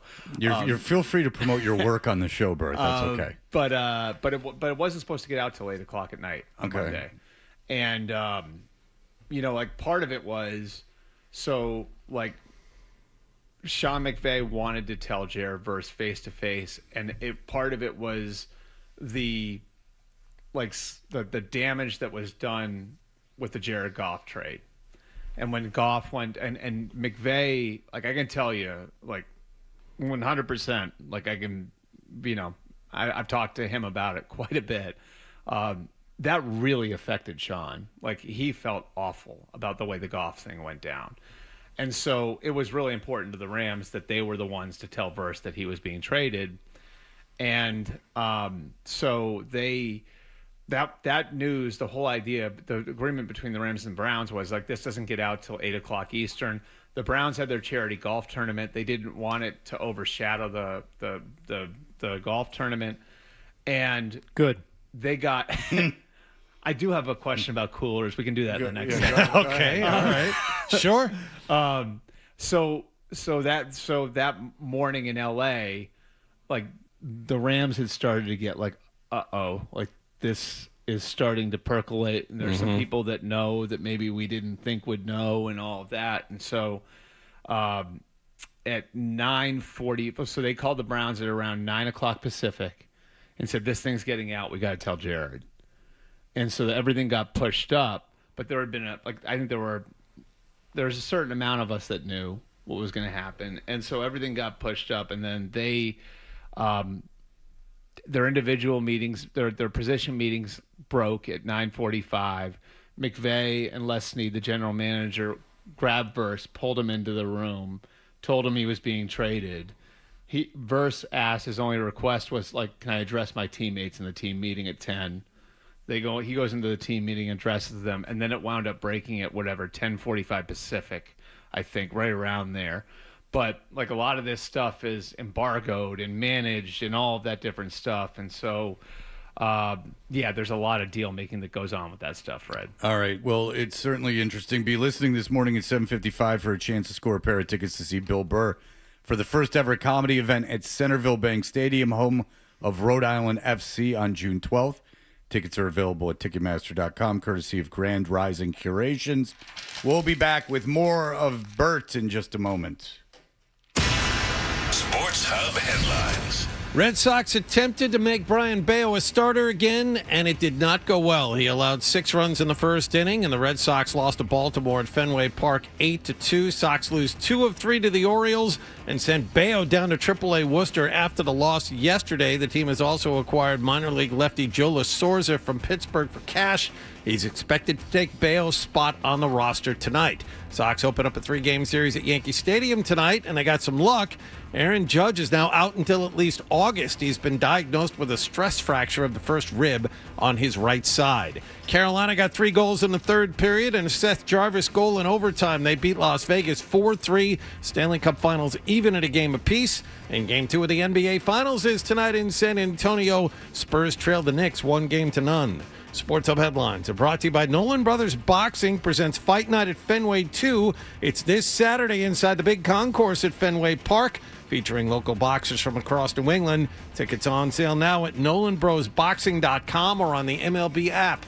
I'm John Wallach on Boston's Home for Sports, 98.5 The Sports Hub. Your next update at 8 o'clock.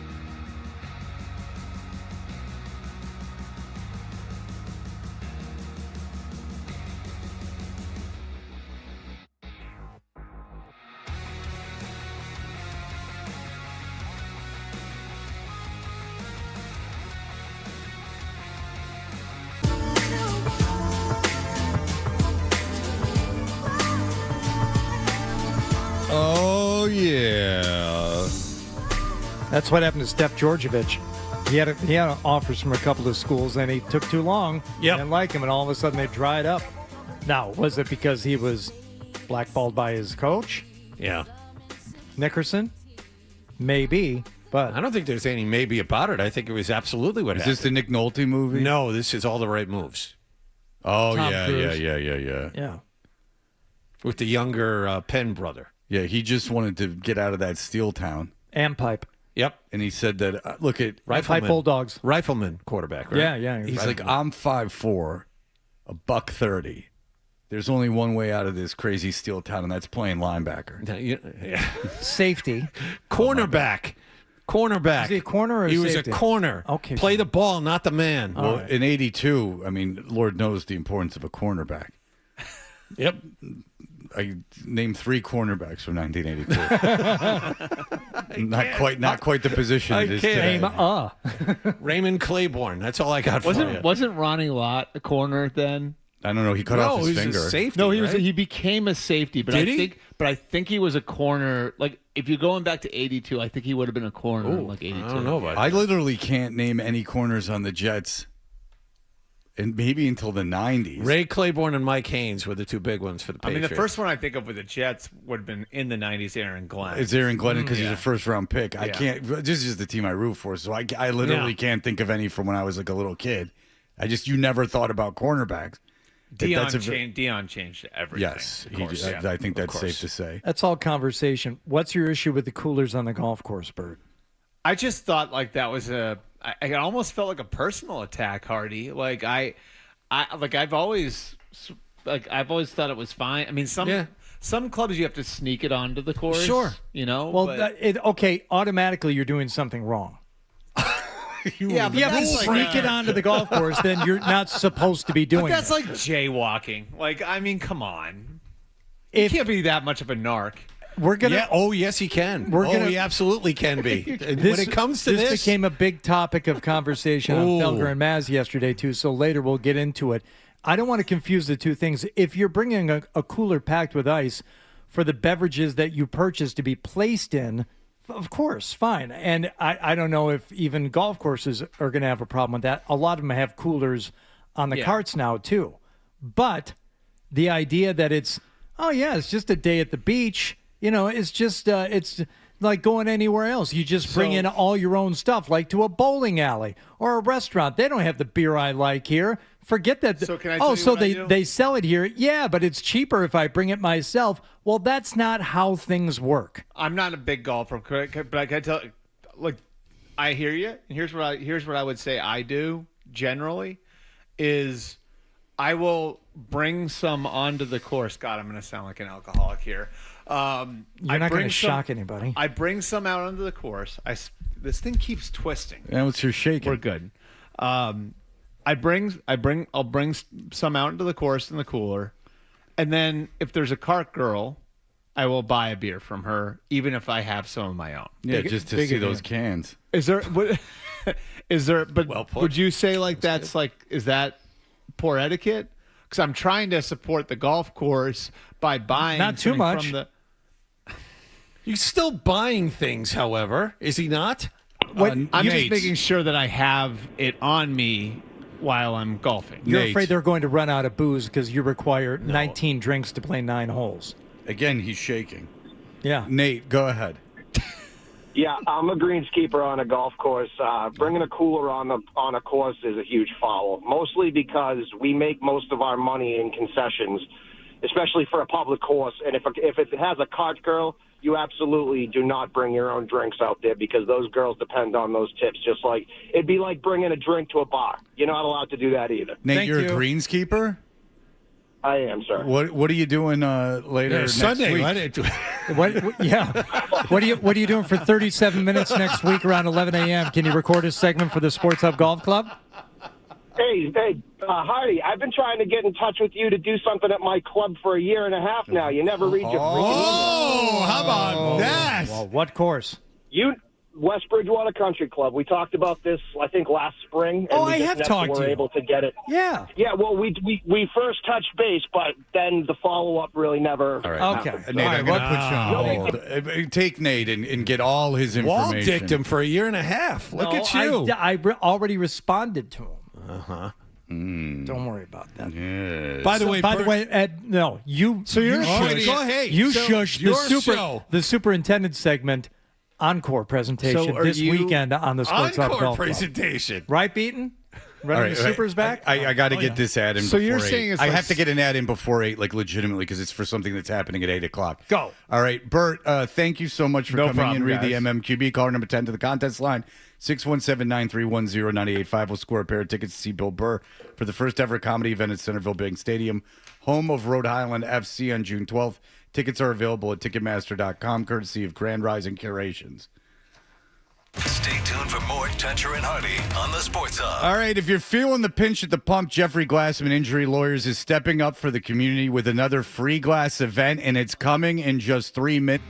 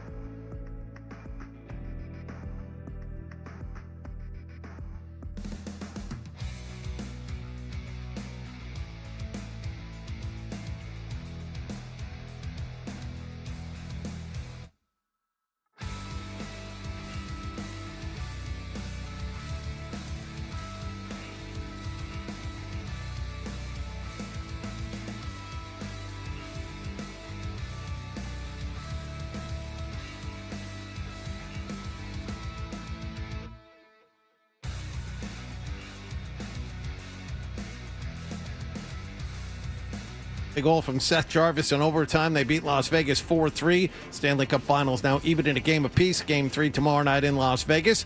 Game 2 of the NBA Finals is tonight. The Knicks visit San Antonio, leading 1-0. And in NFL news, Green Bay has signed wideout Christian Watson to a 4-year, $110.5 million contract extension with a $31 million signing bonus. Sports Hub headlines are brought to you by 128 Plumbing, Heating, Cooling, and Electric. They're the company that finishes every job strong. If your home or business has a plumbing, HVAC, electrical, or drain issue that can't wait, you need to call 128 now at 888-CALL-128. I'm John Wallach on Boston's Home for Sports, 98.5 The Sports Hub. Your next update at 8:30. Coaching the game, or it's just that is. I feel so strongly about that. I can't even tell you. Boston Talk Sports here. What do we got? The Sports Hub. And now back to Toucher and Hardy on the Sports Hub. We interrupt this program for breaking news. I can't use it. Newsflash. Hey, we are Toucher and Hardy, and oh, how have we delayed this? 5 days in a row we have delayed doing this, but it is time to come home to roost. You can watch us on YouTube. Subscribe to 98.5 The Sports Hub on YouTube. It is our award-winning news segment. Hardy, what do we have going on? Well, there was a development at a meeting where there was an offer made. And let this serve as a cautionary tale and an opportunity for you to take a victory lap, Fred. Okay. All right, let's hear. I would love to take a victory lap. It's so rare, but here we go. What started as a protest over environmental testing standards baked up a lot of trouble. It all unfolded during the public comment section of Tuesday night's school committee meeting. Piece for you guys. I was going to say, they're brownies. Local activist Megan Perry is a fierce critic of Nantucket's new turf project. Yeah, aren't we all? When it comes to Nantucket, I want these douchebags on natural grass, not turf. Believe me, because I want them to slip more. Yes, there's a proposed installation of a new synthetic athletic field. Oof. Oh, my goodness. Can we all organize? Out of all the injustices in the world, can we really afford a turf field in Nantucket? I mean, my God. I mean, can we all just listen? Don't worry about the Middle East. Don't worry about people not being able to eat. Worry about the turf field in Nantucket. Thank God this woman's alive. So you can hear this woman, Megan Perry, as she offers a tin-foiled covered plate to school officials and saying, I brought these for you guys. Okay, That's nice, brownies. So she's bringing these plate of brownies in, and much like Hardy, they'll eat anything. Yeah. Gimme. Yeah, Hardy will eat. Bring in food, he'll eat it. Yeah. In fact, he swears to God he'll eat it, no matter what it is. Test him. It is my solemn oath. Yes, it is. They're brownies. Local activist Megan Perry is a fierce critic of Nantucket's new turf project, warning that the synthetic field contains dangerous levels of PFAS. What? PFAS? That would buy me a lot of time. I could get like an hour a day to read or something, or learn how to play guitar. Well, I don't understand. You want to do it fast, or do you want to make it last? No, I would just, I could learn to get a hobby. Okay. If you made me pee faster, or I got the person to pee faster, then, maybe I could learn to play guitar. Learn to paint. I don't know. Warning that the synthetic field contains dangerous levels of PFAS, the so-called forever chemicals that are allegedly buried in the synthetic materials. Yeah, so we all know about forever chemicals. She took her version of that lesson straight to school committee members, preparing some brownies with an unusual recipe. Do have a non-detect level of X-Lax in them. But I figured since we're okay with a non-detect level of PFAS, it would probably be okay. Well played. And now you gave them laxatives. Whoopsies. Now we're all locked in a room together until stuff happens. What a brilliant strategy. Now there will be no turf field because she's poisoned the staff. If you want to get people on your side, one sure way. poisoning them and then telling them that they've been poisoned as if it was an Inspector Gadget episode. This, ladies and gentlemen, is called the Scooby-Doo. I'm going to pull a wild prank on you and go, oh, by the way, there's X-Lax in those while you're eating them. You've been pranked. I did it. There's a small amount of laxatives. No mystery here. Yeah. I did it. Gotcha. No turf field, right, guys? Nantucket. Ugh. So what if it sank? It would be so nice. I'm just thinking if it were revealed to me, like if the brownies look really good, if you had like corner pieces where the edges were kind of burned a little bit and crunchy, and they said, and then she says, "Oh, before you eat them, there's non-detect levels of laxative." I'm wondering if I would still eat one if I really wanted that brownie. Well, if the end game is to freak me out, laxative is about the least freaky thing that you can tell me. It's like the worst case scenario is I have to take a dump, which might not be the worst thing in the world. Yeah, this is a real posery kind of like gotcha.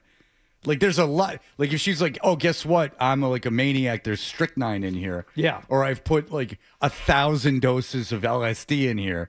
Have a nice week. You know, these are all things that would be very concerning. Like a trace amount of laxative.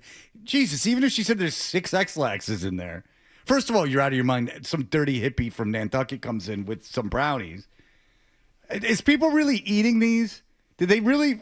What kind of pigs are these people? They really just started eating the brownies right when they were offered to them? I don't know if anybody took one in the moment. She, dropped the, the truth about the brownies pretty quick. It sounds like more like she dropped the brownies and went, "Hey, I got a laxative in them." Because, like, what fat pig, if you just put a big thing of brownies in front of him, a stranger, they just like dig in and like you'd be like, "What the hell? Get these things away from me!" I don't know. What do they look like? Again, is there a corner piece sitting right on top? I'm getting after it. Yeah, he'd eat it. Yeah, he loves it. I mean, in fact, he dares you to poison him. He doesn't care. He's got a stomach of steel. Send whatever you want. Yeah, just drop it off. Yeah. Linger by the bathroom. Yeah. LBF had that breakfast bake that she brought in last week. Yeah. That was amazing. Yeah, he eats food that people bring in that's left over. Like LBF brought in the leftover. She's just like, I made this and no one wanted any more of it, so I brought it in. And Hardy's like, awesome. Fine. And she really insisted on it. She like sat there going, huh? Let me bring that home to the family. Yeah, that'll save us dinner tonight. Yeah, everyone got sick of eating it, and I don't think they want it anymore, so I brought it in for you guys. You must hold on to at least some of that, though, Fred. And it's been a while, but I used to hoard food because of, like, literally not having enough for food money. So if there was, like, food, at the radio station way back in the day, even if I weren't hungry, I would take it. And, because that's food for later. Oh, when Mitch Albom used to have every show catered by whatever restaurant for plugs, and they wouldn't let me have at it until, like, everyone had been fed. Yeah. And that was, like, the longest time of my life. Of course, when I was younger, I don't know if someone made food and brought it in and said, my family doesn't want this anymore here. Like, and there's big scoops out of it and stuff that I would be that enthralled. But yeah, if like they brought pizza in or like wings or like for Mitch Albom's show, it could be like a whole, they had those like cans with the flames. Like it was a whole catering situation. Yeah, nice. Sterno cans. They had like Sterno cans and stuff. Like, so they'd have like real restaurants. Like, so there's different food every day just for a plug. They would come into the Fisher building, come upstairs. Those are the days. But so to answer your question in a very long fashion, yes, I would. Okay. When I was younger, of course I did that. But I figured since we're okay with a non-detect level of PFAS, it would probably be okay. Voters already overwhelmingly approved the $26 million renovation in May. By the way, if you built that in Brockton, it would cost $7. Just in Nantucket, it cost all that money. So it's already done. They're already doing it. Yeah, but now you got to take a poo. Ta-ha. Since the field sits directly over the island's sole source drinking water aquifer, opponents like Perry fear any chemical leakage could contaminate the town's water supply. But leaders say Perry's metaphor crossed the line. I did want to thank this committee for all of the work you guys have done. In a statement to NBC 10, Chair Laura Gallagher Byrne called the incident a gotcha display around the PFAS turf issue. Yeah, she's got a hyphen. Well, you're not going to lose that initial family name. This No. is Nantucket royalty now we're talking about. Yeah, I mean, that is Mayflower stuff. Which is a bit redundant. Oh, but you don't understand. It's so much better than every other place. You know, because of the stuff. What? Well, the water. Well, there's water in the Cape and Newport and Martha's Vineyard. That Lyme disease story reran recently. Yeah, Hardy loves that the Lyme disease levels are huge in Nantucket. Yeah. Everyone there sucks. So I hope that they enjoy their Lyme disease. It's like it is mind-boggling to me that people want to go there. It really is. You don't understand the beaches. No, I get it. You want to be with the other people there. And it's not like the Hamptons. It's just some... It's like everyone you don't want to be with. It's really mind-boggling to me. Like how you would voluntarily pay to put yourself with those people. They're the worst. I just don't get it. They're not famous or anything. They're not like great artists. They're just pieces of garbage. They're just like hedge fund guys. Like, fine. What fun? Like in dickhead pants. I really cannot figure why you'd want to buy a place there. They're not all hedge fund guys. There are head football coaches there. Yeah, that's pretty much evidence. People in our industry live there. Come on. Display around the PFAS turf issue designed to provoke and ridicule the committee. And a report was filed. Okay. So I should say she gave him laxatives. Gary, go ahead. Hey guys, I love your show. I watch it every morning. A quick story.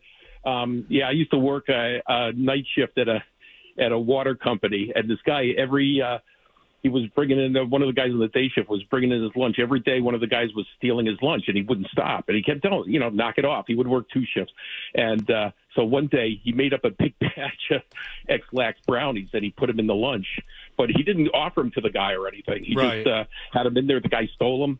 And the guy he couldn't stop, you know what? Yeah, taking dumps. Oh yeah, he had diarrhea, and he actually got arrested. Whoa! The guy that made the brownies and just put them in his bag in the refrigerator got arrested for that. Yes, he got arrested. I don't know what happened. I you know what? I never found out. The company went out of business a little bit after that. We all they shut it down overnight. We all lost our jobs, so I never found out what happened. But he actually got arrested for making the bread, even though the guy was stealing stuff from him every day. What an interesting case that would be. I wonder, because I would, if you're a lawyer, to sink your teeth into that one because you would think so, right? Because I didn't. It was almost right. It was almost entrapment or something. I guess I don't know. Yeah, but entrapment from stealing. That's like if you. Wouldn't that be like if you had a self-defense or some kind of system on your, I guess, I don't know. It seems like something that you could, if you weren't above lying, you could get yourself out of and say, yeah, those were my brownies. I've been bound up, so I made some laxative brownies to eat so that I could, have a movement when I got home from work. It sounds like more like the guy probably lorded it over the dude that ate the laxatives. Like he was probably like, how do you feel? And he's probably like, I feel like crap. And he's like, that's because I gave you laxatives. And the guy complained. And then the shift manager or whatever didn't know what to do, so he called the cops, and the cops come and they don't know what to do, so they arrest the guy. That doesn't sound like something that sticks. That sounds like something they cuff you in front for. Like, you know what I'm saying? Like they let you keep your hands in front of you. You ever been cuffed? No. Nor have I. I've never been handcuffed. John? In any scenario. Once. Johnny, for what? I was not arrested, if that's what you're asking. Hello. It was a long time ago. Oh. Johnny, was the face sad upon? No. Were you defenseless? No, you would think I would have asked for that, but no. Now, was it over like a post? No one's ever tied me up. Was it to a headboard? Yes. I've never tied anyone up. I don't find that appealing, but it was to a headboard. Yes, it was. And they didn't Costanza you? They didn't leave you there?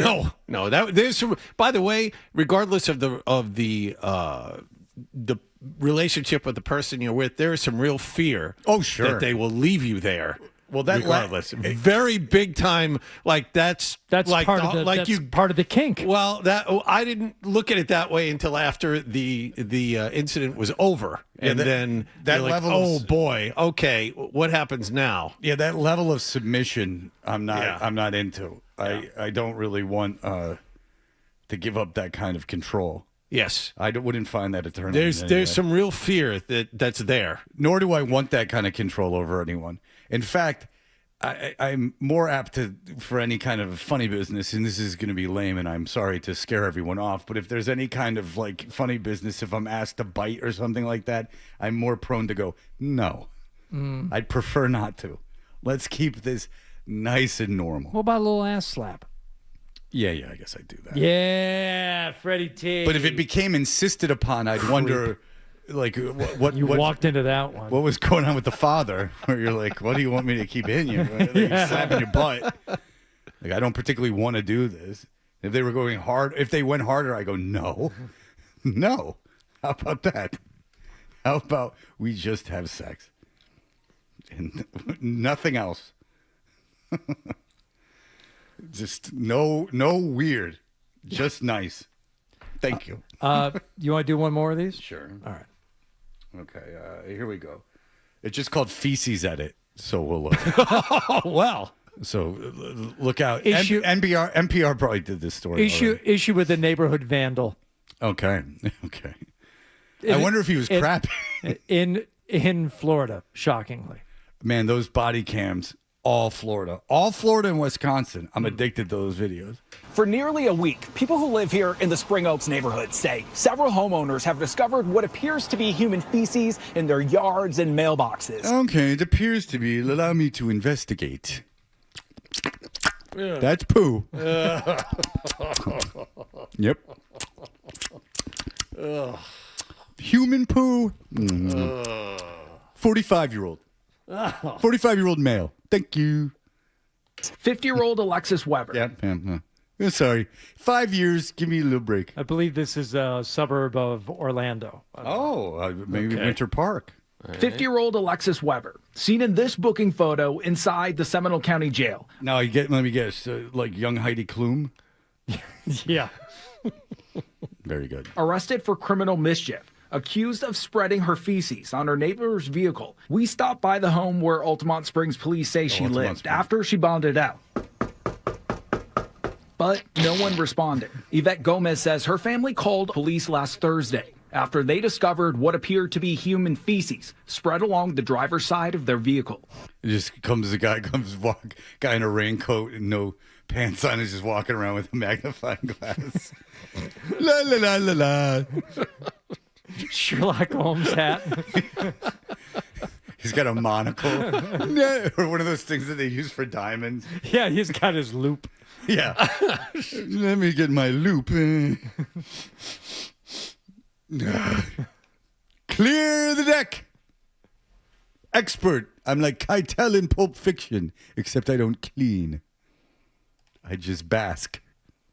My husband texts me and tells me that his... I wants to have sex.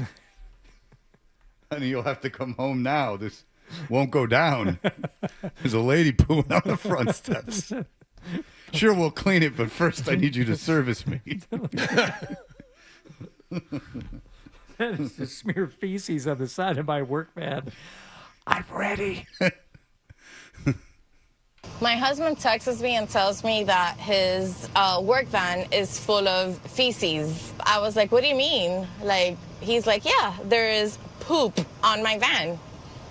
And I just couldn't believe it. Gomez says she gave investigators surveillance video showing someone who matches Weber's description. And now Germany has sent them $30,000 in exchange for German porn is by trope. Scatological. Thank you. If you don't get it, it's really Just funny. put that on your tombstone. German porn by trope is scatological. June 5th, 2026. That's a phrase I want to be remembered. I hope for. I die today so I can Please put that on my tombstone. Right now. What were his last words? German born by trophy scatological. Walk-off of all walk-offs. That really. Stopping near the vehicle and adding she's seen Weber several times. When I look back through my cameras, guess what? That is she. And people who live here in the Spring Oaks neighborhood say that wasn't the only incident. In fact, the homeowners here say Saturday morning they came outside to their food pantry when they saw what appeared to be human feces spread all along the bottom. And what do you see?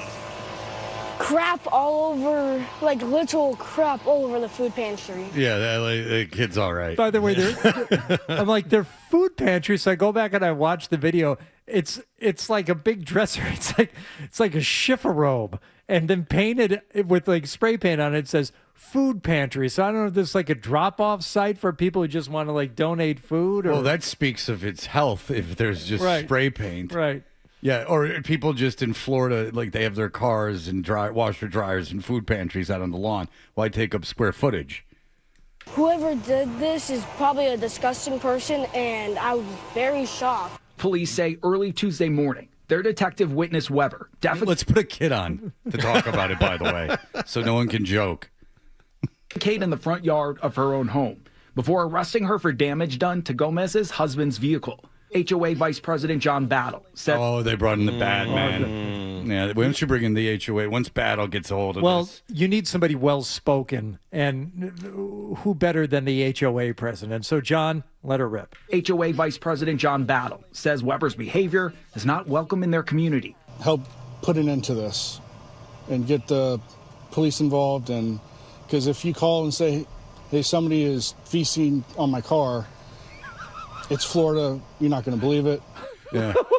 On the contrary, sir. Yeah. If you told me where you lived, I would believe it. If you were to call and say there's someone feces-ing on my car, you'd say, what? Florida. Okay, listen.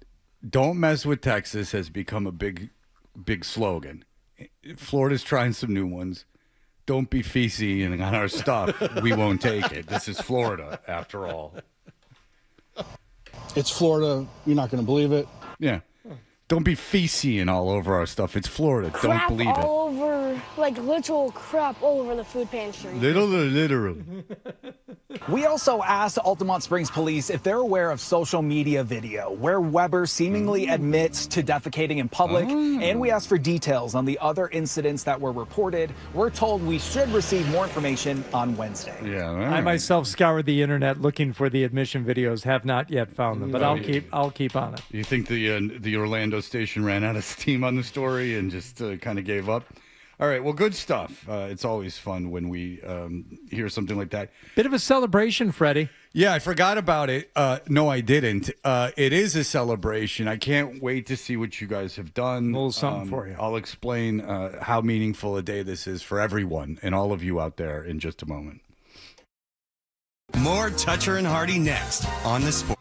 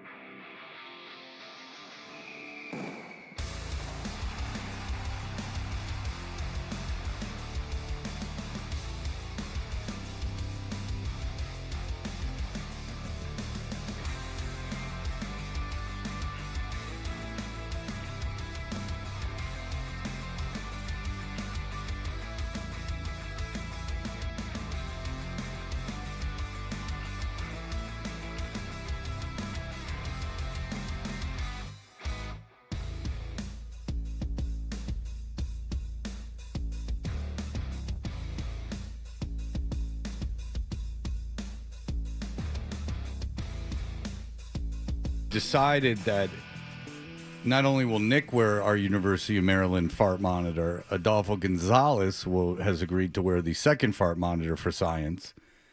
The real study by the University of Maryland with many, many things they're studying in those farts. Adolfo informed me that June 5th, 2021, I did my first official show in Boston, which is after Hardy and certainly after Wallach. But nonetheless, for me, it was my 20th. It's been 20 years. I've been delighting the Boston audience, and I didn't even know. And Hardy, I told you I don't want anything, but here we are. Yeah, look, 20 years is a long time, and let's face it, there are many times among those 20 where thought you weren't going to make it. You know, there were issues both professionally and personally that questioned some to believe, how long was this going to last? Well, it continues to last, and it deserves to be celebrated, but not just for, what you've done here, but really going back and kind of a retrospective. Now, is it a montage? Is it I don't know. It feels like that's been done. So instead, we enlisted the help of someone very special, Fred. And I would say in the vein of someone who has helped us out before, you'll, of course, remember Tyler Milliken's cousin, who was an intern on the show, who provided a youthful emotion and energy that was missing. I said, you know what? We need a fresh take on this whole career retrospective to celebrate Fred's 20 years on the air here in Boston. So we enlisted the help of our current intern here on the show. Oh. He was here yesterday. Yes. You don't know what his name is, do you? No. No. I do not. He knows all about you. Oh, of course. I'm famous. But he's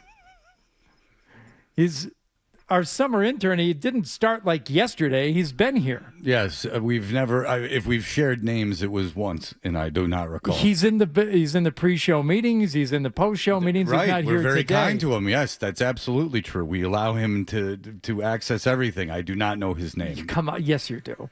No, I don't. I do not know the boy's name. No. Well, that's unfortunate because he put his heart and soul and a lot of effort into preparing this for you to celebrate your 20 years on the air in Boston. Okay, so today marks 20 years, and the kid that works for free for us has stepped up. Okay, here we go.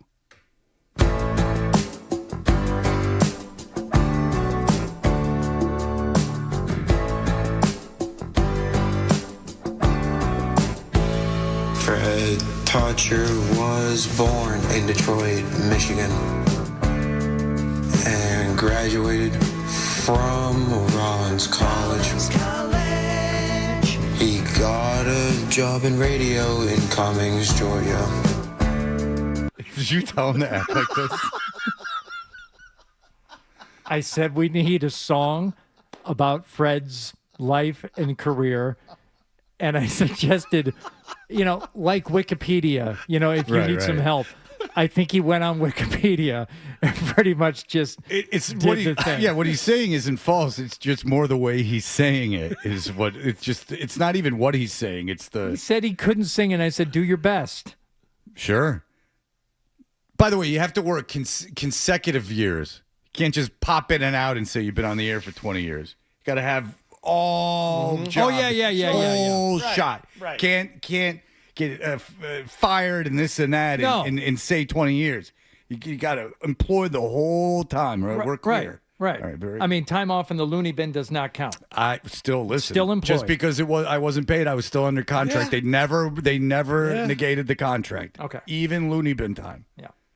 Then a 99X in Atlanta's morning show. Then he came to Boston to make Toucher on WBCN. Yeah. All that's true. Not 20 years for him. No. Only 20 years for me. Okay.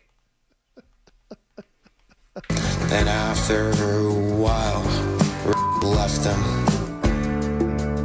but he ended up being replaced by Hardy. Now he's here on 98.5, using his platform to talk about Tim Tebow. Hey, what song is this? I know. Southern I obviously, Cross. By whom? Crosby, Stills, and Nash. We were just talking about it last week. We figured you'd be very happy with Again, I can tell you a lot about Steven Stills, not so much about the music. And now he's here in the best morning show in New England. Huh? I hope that's but in he Wikipedia. still doesn't even know my name. Even though I've been here for weeks, he barely says hi, and he probably won't. And he probably won't. I don't know how this is much of a celebration to me. It seems more like at the end an insult about my. It gets a little roasty at the end, but he did a nice job of encapsulating your career. Well, boy, and celebrating it. Thank you, boy, for doing that for me, young man. I appreciate it. Now, Now- have the raw vocals of this. Oh yeah, you have them there. If you want to know if this was enhanced in any way. I was thinking that you really did manipulate the audio. He kind of got all wide-eyed when he said, make a song. I said, just send me the vocals, Yeah, because he sees Isaac and he sees Tyler Milliken's cousin, and he sees that this is The high bar. He sees the relationship I maintain with Yeah. Isaac, that Yeah. Isaac got to do the weather on the Fox News morning show, whatever it is. He got to do that. How Isaac now feels like he's better than John. There's a lot. Oh, whoops. No, I'm just... Hi, I'm Isaac. I know. Hi, Isaac. I knew your name right away. Say little my fella. name. Isaac. Hey there. I took you from Hobart College all the way to the top. Hofstra. Hofstra. Get it right. Hofstra. Hofstra. Fred Toucher. I get it, man. Oh, he doesn't boy. want to. He doesn't want to be loud. He's like, ugh. Thank you for doing it, intern. What's his name? Ryan. Thank you, Ryan. Ryan, it's so easy to remember. Well, no, it's not. There's another Ryan. And then there's more Ryans on top of that Ryan. There's Ryans coming out my ears. That's the third Ryan, right? I'm correct? There's days where he's the third Ryan. Not for long. Not you, Ryan. Yeah, I mean, they're cutting us down to two producers. I want a swing shift guy. Fred Toucher was born in Detroit, Michigan, and graduated from Rollins College. All right, forget. Fair enough. You can imagine my shock when I received that. I said, "Oh, I got some work to do this afternoon." Absolutely. I thought that would be a cut and paste job. Fred Toucher was born in Detroit, Michigan. All right. Well, Ryan, you are up in the pantheon of Isaac and Tyler Milliken's cousin as people who have come in here and greeted us with song. See the people hanging in the bar in the evening on a Thursday night. There does seem to be like, how like all Atlanta rappers started to sound the same after a while. That's right. I think Toucher and Hardy interns have developed their own style. Sure. And their own cadence that they're all kind of ripping off of each other. Well, I know why Ryan, the intern, did that, because he's like, I don't want to do this. Like, I'm just going to like sing it off. Like, I don't want to sing. Like, this isn't what I want to do. And thank you for doing that. What's weird about Tyler Milliken's cousin is that he wrote it and performed it. So you would think that he would be a little more confident in his delivery. Especially with that goal. Tatum is a Celtics player. He's just a guy who will give your team 51. You would assume with that chain, too. Tyler Milliken's cousin wore that ridiculous crucifix chain. Indiana is JT's son. And then we put it on Instagram and people like defended him. And I'm like, nah. No. Yeah. I don't. This is disingenuous at best. All right. Well, thank you. I appreciate all the effort that went into that. And Ryan, the intern. Congrats on 20 years, Fred. Yeah. Oh, yeah. Well, There you you go. guys have already done it. So, listen, Ryan, thank you. And now I will never forget your name. Don't set your sights to Isaac levels. But, you know, there's a place for everyone in this world. All right, we'll be back in just a moment. But he still doesn't even know my name. Sports Hub headlines. Red Sox are now 3 games out of second to last place. They were beaten by Baltimore at Fenway Park yesterday, 8-2. Brian Bayo allowed 6 runs in the top of the first inning, lasted 5 innings, and then was sent to AAA Worcester after the start. Red Sox visit the Yankees tonight, the opener of a 3-game series, and caught a break. Yankees will be without Aaron Judge until at least August. He's been diagnosed with a stress fracture of the first rib on his right side. Carolina beat Las Vegas 4-3 in overtime last night to even the Stanley Cup Finals at a game apiece. Game 3 tomorrow night in Las Vegas. And Game 2 of the NBA Finals is tonight. The Knicks visit San Antonio, leading 1-0. Sports Hub headlines are brought to you by Catches Law. At Catches, they specialize in helping those who have been injured not only from a one-time incident, but from a lifetime of hard work and labor. Does this sound like you? Visit CatchesLaw.com. I'm John Wallach on Boston's Home for Sports, 98.5 The Sports Hub. Your next update at 9 o'clock.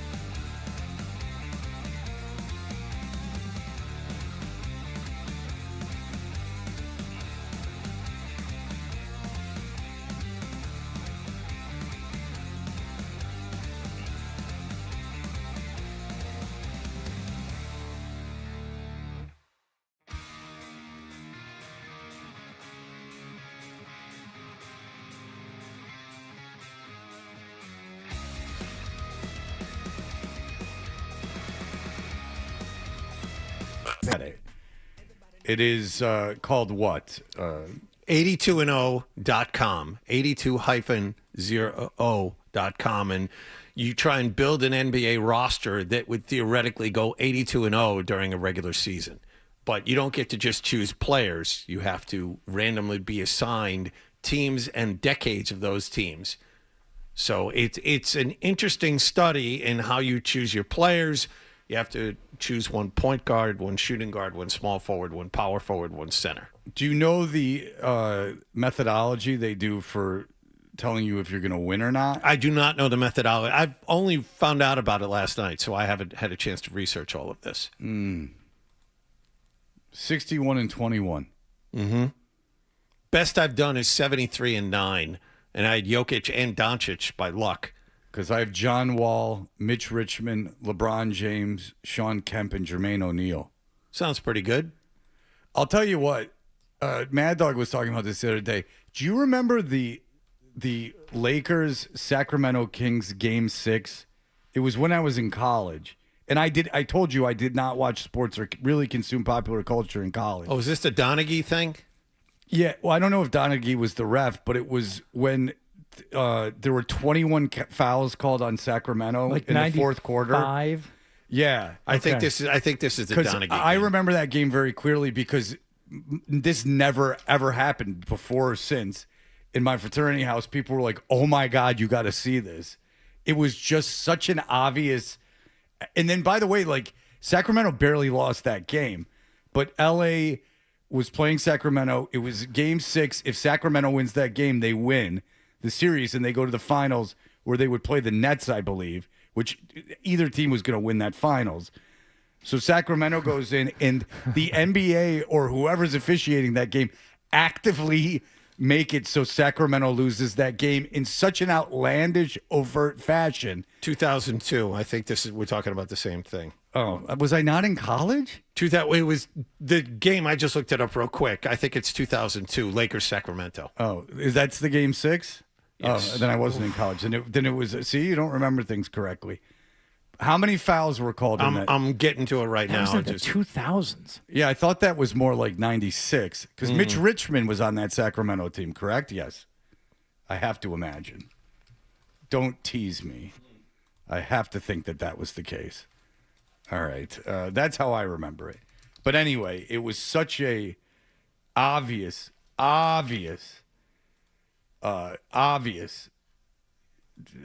just total tank job. It's funny to me how that didn't become more of a story, that they didn't have the opportunity to really investigate that thing. That just kind of got thrown out. No one cared.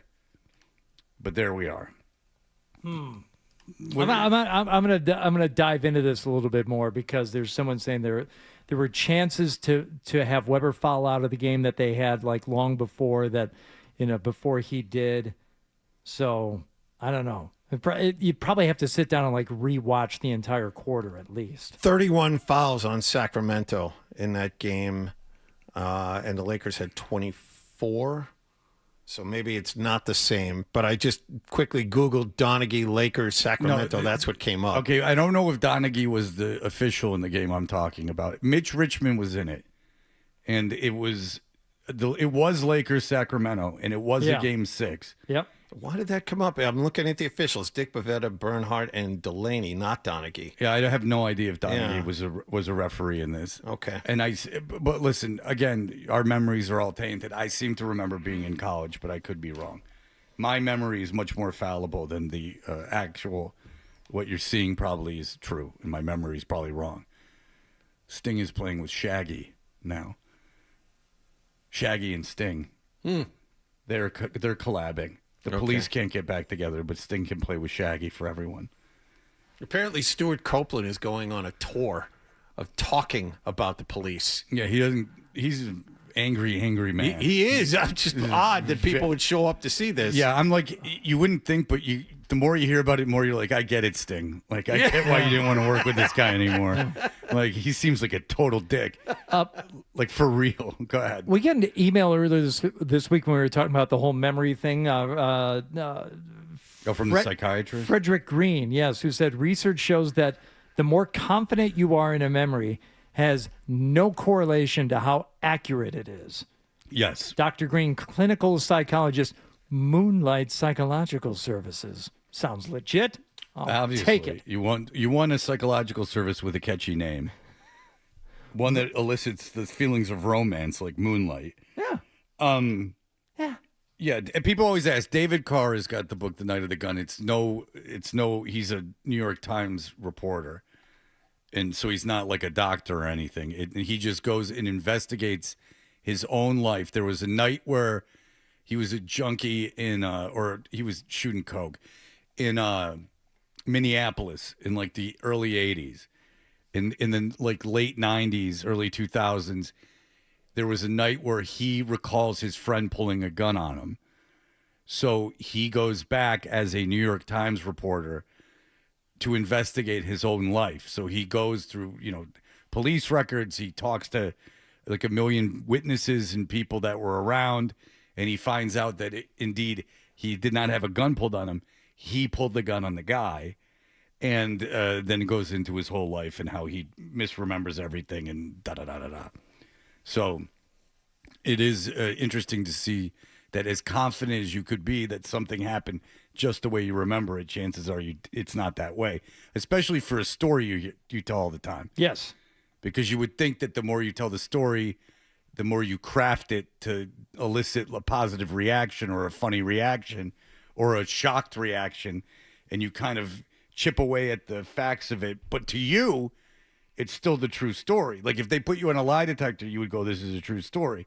But you've honed it to such a degree that it's like, Bert Kreischer, I think the only reason he's famous is he's got that great story of the machine in Russia. And, they made a movie called The Machine. You didn't see it because no one did, and neither did I. I just know it. But Bert Kreischer has this story that was like the end of his set for like 5 years or something, where he talks about hanging out in Russia with mobsters, basically. Oh, yeah, yes. And, I've heard and they that. called Yes. them the Machine. Yes. It's a really good Yes. story. Yeah, if your is it- friend was telling you the story, you'd be captivated. Him drinking with the guys, and they can't believe how much he can drink. Right. Yes. Something like, I don't even remember. think that was it's Russia and he's the Machine. But, obviously that's probably a true story in quotations in that, he was in Russia and like there were mobsters. But, he's honed that story into something that, and if you asked him, you go, it's absolutely true. Every word of it's true. And he believes it. But no, you've honed it in front of audiences for decades. Yeah. And, you've turned it into something that it's decidedly not. And you can picture it in your own head. I remember this happening. But the chances of that being the case are very slim. All right, we'll be back in just a moment. Felger and Maz apparently were weighing in, John, on you and Hardy's argument. A big fight that you two have had. I'm not involved in this one. Okay. You really, you've stayed on the sideline on this. Yeah, because John had asked me, and I just kind of like, as is my way, kind of let it slide. Let what slide? Don't let it get under your skin. What are you Don't letting slide? I don't want to get too into it because we're going to do it next break. But I didn't think anything of it. Basically, I was joking about myself. I just wanted to make the joke of, as usual, I let it slide because that's not my personality. But no, this didn't strike me as anything. But you two really got into it, and it seems to have captivated the audience enough. If someone got Felger to talk about something that doesn't involve sports, that's big. This is pretty big. All right, we'll be back in just a moment. You're listening to Toucher and Hardy on the Sports Hub.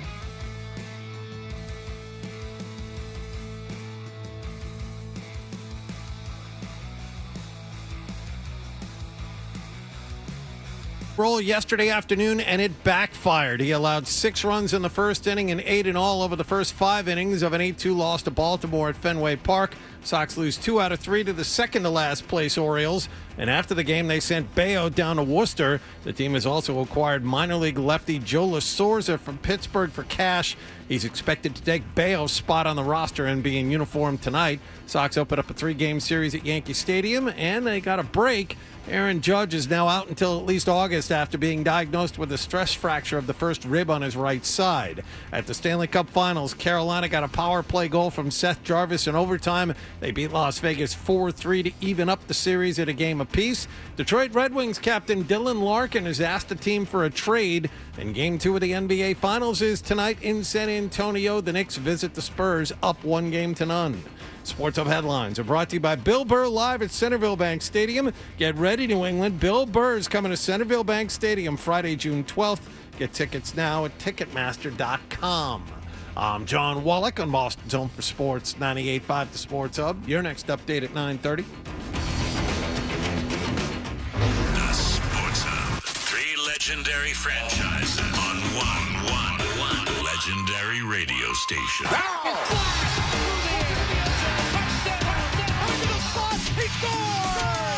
It's the Sports Hub. Ticket not punched. Hardy. No, the ticket's not punched. Fred. You got a bunch of stuff wrong when you talk. So much for this country. Dutcher and Hardy. I guess this country's a bunch of buffoons that don't know the rules. You idiot. The Sports Hub. All right, here we go, third take. Hey, we're Dutcher and Hardy. You can watch us on YouTube. Subscribe to 98.5 The Sports Hub on YouTube. If John could hear, he would have heard me going, I was 71-11 in my last time I played 82-0. Would you like to know who's on this team? Sure.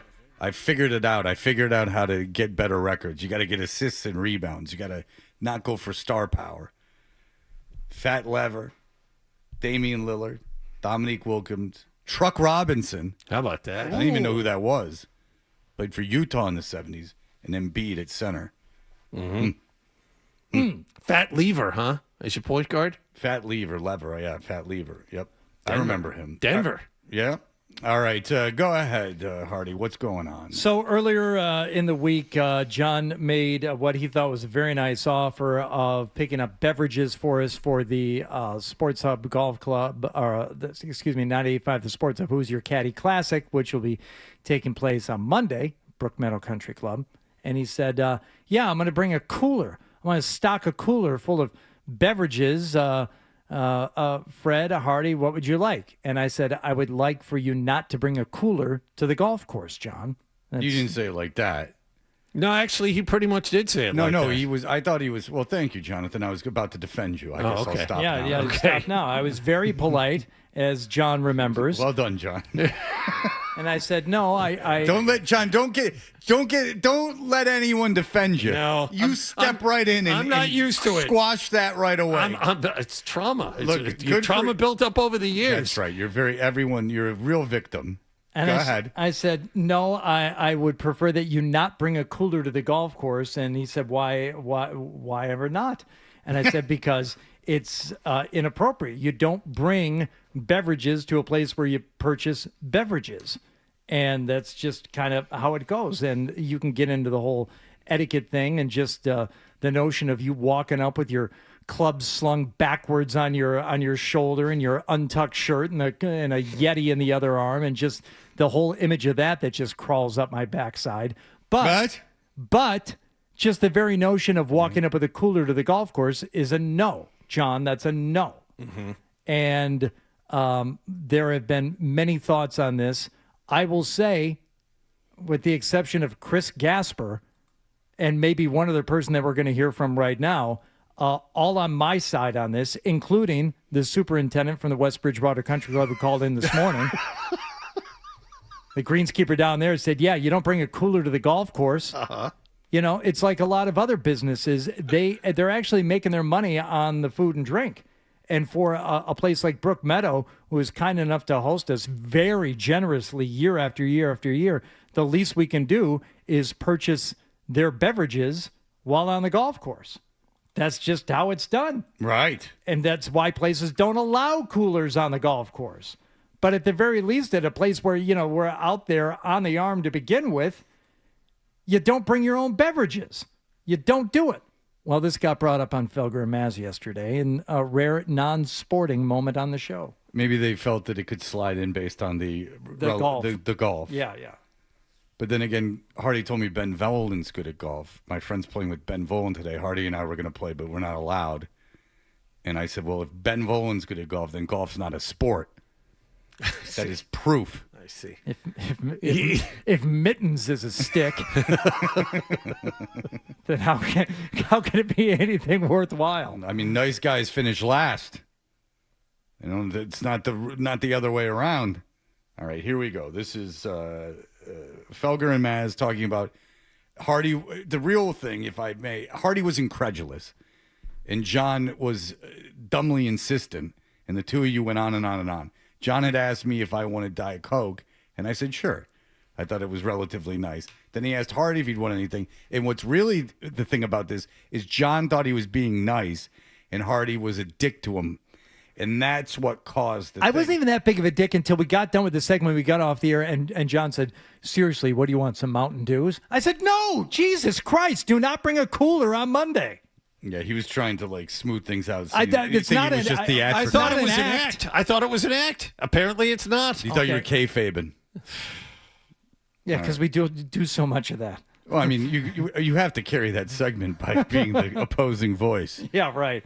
All right, here we go. Here is Felger and Maz talking about the cooler on the golf course. This is actually taken from yesterday's Toucher and Hardy show. It was a good segment because I actually found myself yelling at the radio listening to it. But what is your take on bringing a cooler to a golf course? Because they were all over Wallach for saying he's going to bring a cooler to the golf event coming up on Monday at Brookmeadow. So do you think this is perfectly fine, or do you find it to be scumbag behavior? Well, scumbag's the wrong word. Is it low class? Yeah, ish. Yeah, and he knows the Kennedys. So pay heed. All right? That's all I'll say about that. Yeah, ish. If you're playing a course that's halfway cool, they have little coolers for you. Well, and these are more private club kind of things, not munis. Of course they are. Of course they are. And I don't know. They don't do that anymore, do they, Hardy? Have water bottles, or they have coolers where you can fill up a water bottle. Well, it depends on the golf course. Yeah, there are coolers out on the golf course, but I thought what he was talking about there. Play it again. I thought he was talking about the actual cooler that goes on the golf cart. Oh. Because I know that back in the day, even 5 years ago, there was clubs that had bottled water, but I think that at least in Massachusetts, might not be allowed anymore. Just having plastic all over. Oh, no. I played a course earlier this week who had multiple stations walking the course where you just open a thing and you take a bottle of water out. Oh, because the country club doesn't have that, and Woodland doesn't have that. So therefore, I thought it was illegal in some way. No, I don't think so. Well, if the country club doesn't have it, then why do you have it? Well, this is Wampy in Canton, and do whatever they want. They're on the reservoir. Yeah, that's native land. I think it might be a sovereign state. I think it's like the Vatican. They can do whatever they want. Now we can Wampatuck. Now we're seeing eye to eye. 72-10, John. Nice. They have little coolers for you. Well, and these are more private club kind of things, not munis. But the coolers on the carts, you mean? Listen. Oh, that question will go unanswered. Yeah. If the course frowns on you drinking on the course, then that's not a course that I want to be a part of. F off. Don't take yourself so seriously. You should be able to drink on the course. Now, I think that as long as they allow you to drink on the course and they serve alcohol in the clubhouse, then you should buy your alcohol at the clubhouse. You should support the club or the course and buy your stuff there. But that's too in on the argument. You can make the argument for not bringing the cooler without saying you can't bring your own alcohol. Because what you're saying by I'm bringing your own cooler is look, and if you want to drink beers, buy the beers from at the turn or from whatever. Buy the beers. But we've talked about this. If you want to pack your pockets and your bag with nips and you really want to get after it with your friends, I mean, I mean, you don't have a problem with that. No, if you need to or just want to, and shove a bunch of nips in the side pocket of your golf bag, yeah, I don't care. Right. What I care about is walking up with a cooler and just flaunting it, saying, "Hey, I brought my own." Because there's two arguments here. There's the argument that I think you're making about like the audacity of bringing a cooler, and then there's the argument of like, well, if they tell you to drink alcohol in the course, you can drink alcohol in the course. You have to buy your liquor from the clubhouse, which is, if you're drinking a lot, impractical because it's going to melt the ice and things like that. So I know guys, I actually didn't do this, but I had friends that I would play with that would bring like a little bag with like vodka in something in it, and you could have like a little fresher. Nice. Yeah. So, come on. We can't be slaves to the clubhouse, right? They use that term at the Masters. Right? No, Slaves to they the don't. But boy, he said it and he didn't even know he said it. And then he realized that he said it and he was so pleased. Yeah. What are you kicking around in there? Indeed, that's exactly what happened. I know. Now, if you want to keep it cold and they don't provide them on the golf cart, then you should, a lot of the private clubs, I don't know, public clubs too, have little bags that will keep little mini coolers. They'll sell you a bag of ice. They'll sell you a bag of ice. You can put in the ice. Walking on the course with your own cooler is not a great look. But, for example, for myself, and maybe this has been my problem recently, it's important that I have a drink or two on the course. Takes the edge off. I need it for I need it, swing juice. I need it. Maybe this has been my problem the last couple of days. I've abstained, and it's been a problem. Oh, yeah. So, it should be provided for you. And you should be able to have a means to keep it cold. And if they sell it at the clubhouse, you should buy it there and support the place that you're playing at. It's kind of cheesy to bring your own, okay?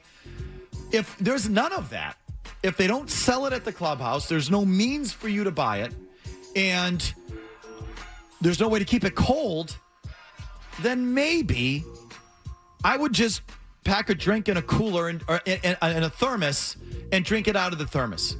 Some about walking onto a course with your own cooler full of beverages is not a great look. Sorry. And I think that's the most compelling argument. If you really synthesize it down to bringing a cooler. Now, John, I don't care if you do it or not. Mm-hmm.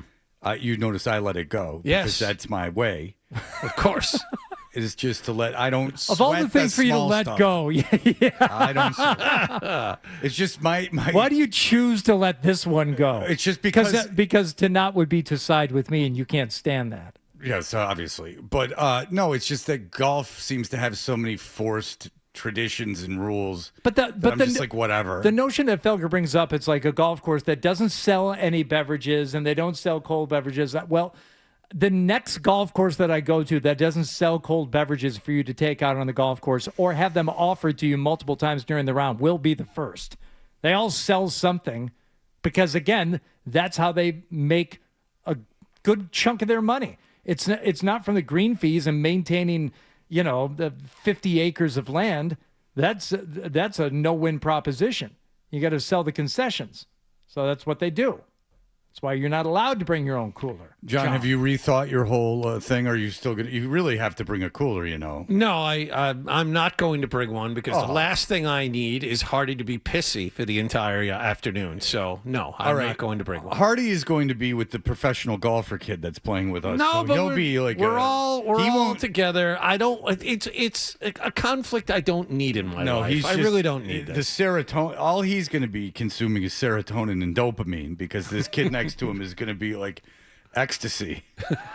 It's only going to bother me pre-round because once we're on the course, it is my guess that I will not speak with John for those 18 holes other than to yell at him, it's your time to putt. First. You go first, John. Why do I have to go first? You know why. I don't. Why? You know why. Okay. All right. Get it over with. Go ahead. Take your turn. Yeah. Hold it for us, Johnny. Let's see how good you are once we get out there. Let's see how good you are. I already said it's the three of us supporting CJ. Of course. The three of us in support of but him. This is kind of like the I'll pass from earlier, that comment from Hardy. It's kind of like the, you know what, you don't even matter. Just get out of the way type of thing. John can play, actually. John's referring to the Stephen Bondi very controversial text he gave to our friend Ryan Beaton when he asked him to be a guest on the show. He said, "I'll pass," which when we saw it and when Ryan saw it, we were like, "Wow, you're a huge dick." Like, you could have just ignored it. Like, he wasn't like, "I need Stephen Bondi on the show." Right. It was like, let's ask everyone that we Google that's associated in any way with New York media, sports media. And he happened to be actually against kind of what I told Ryan to do. I said, I don't want a beat writer, but Ryan was desperate. So given all these factors, I'll pass is completely out of step with what the situation was. Thank you. Well, Fred, you're always bitching about it. I've never bitched about this before. I've never, to my knowledge, bitched about a way a guest has declined an invitation. No. Never. I don't believe. Now, today is marks my 20th year of consistent, non-stopped work in terms of employment here in Boston. Right. Now, 20 years, you get fired or anything else, doesn't count. Got to be working the whole time, getting paid, baby. Others have been here that long, and there are gaps, is what you're saying. Yeah. Now, listen, there was times where the contract was on hold because I was predisposed. Yeah. Yeah. But that was once, and I was still under the employment. I still had insurance. AJ, go ahead. Well, they make these discreet things that you can put in your bag that will hold between 4 and 6 beers, and that'll get Hardy off of your case. Mid-round, if you can't find the cart girl or the beverage isn't available, you pull that out and you're the hero of the round. What's interesting is that John is not bringing alcohol, I don't believe, on the course. I was not going to. So I was this not is just- going to bring alcohol on the course because neither of you drink. So I was going to get the beverage of your non-alcoholic beverages of your choice. Well, you know that you have the freedom to drink on the course. That no one's Yeah, were telling you going to can't bring do a couple that. of alcoholic beverages for yourself? I had thought about it, yes. What were you going to bring, John? Light beer, Hardy. Just light beer? I'm gonna bring the most non-alcoholic. I was gonna bring Bartles and James. That's what I was gonna bring. A couple of Coors Cutters. Seagram's, You got 'em in the attic? Seagram's Golden Wine Coolers. That's what I was going to bring. We all bought that when we heard Bruce Willis sing Seagram's Golden Wine Cooler as a blues man. It's wet and it's dry. It's wet and boy. But there you go. All right. Well, John, you shouldn't give in. You should bring your cooler. I thought it was a nice gesture, but listen. Thank you. There are some bullies. See, someone here appreciates the effort. There are some bullies, And I'm this not is putting the way we first. operate around here. Oh, I am. Okay. There's no insulting me. I know my role. Just out because there. you play with the best golfer in the you foursome doesn't mean you're that awesome. You can putt third. How's that? Spectacular. You want to putt third? That'd Fred be and I will take turns going first. No, I will go first. I'm not good. I'm not good. And if I make a putt, I will. I swear to God, I'll try. I will try, and I'll Good. take my time. Yeah. Not in a outlandish way, but I won't rush, which is my tendency. And I swear to God, I'll try. But I have no problem going first. I will go first. I am the weakest out of all. I admit it. I put my hand up. I will try. I'm not using this as an excuse to like tank it and like act too cool for it. None of that, which I, can be guilty of in the past. I will try. I will give my concerted effort. I'll feel bad if I play bad. How about that? But I assure you, I can go first. There is no way to insult me on that course. I am perfectly aware of my standing. Like my friend told me, he's like, "What'd you shoot?" I'm like, 104. He's like, "Oh God, you suck." And I'm like, "Yeah." Like I don't play just a gave lot. you. I just gave you the number, stupid. But you know what, Fred? You actually count your strokes. No, I counted my strokes. Yeah, there's people out there who are shooting 104 a lot, but they're writing down 92. No, I figured if I'm playing this summer, I want an accurate handicap. I want like an accurate, representation of my skill level. So that is an accurate score. I think I gave myself one mulligan. I'm like one mulligan, which so 105. Yeah, breakfast ball. Right. Give yourself a breakfast ball. So anyway, you two can duke it out over who goes second or third. I'll go first. John, you can putt last. We'll talk to CJ. He won't have a problem with it. He doesn't even know who we are. That's a good point. He's not going to care. We tried to get him on the show. It's like there's no. That's the. Oh really? Oh yeah. No kidding. Beaton reached out to him yesterday. Any word back from our fourth? No, I didn't hear Well, it. that's a better way of handling it than saying all pass. And that's how we close the circle, ladies and gentlemen. Yeah, that's perfect. I'm not mad at anyone for not coming on the show generally, but all pass is the issue. Let's not turn this into something it's not. It's the way you responded. It was dickish. And I think in retrospect, with taking accountability, one would realize that was a dickish way. With no context to say all pass. Like you're Tom Cruise or something. You'll pass on it, will you? Go right about the game others are playing. All right, we'll be back in just a moment. Here are the headlines. You're listening to Toucher and Hardy on the Sports Hub.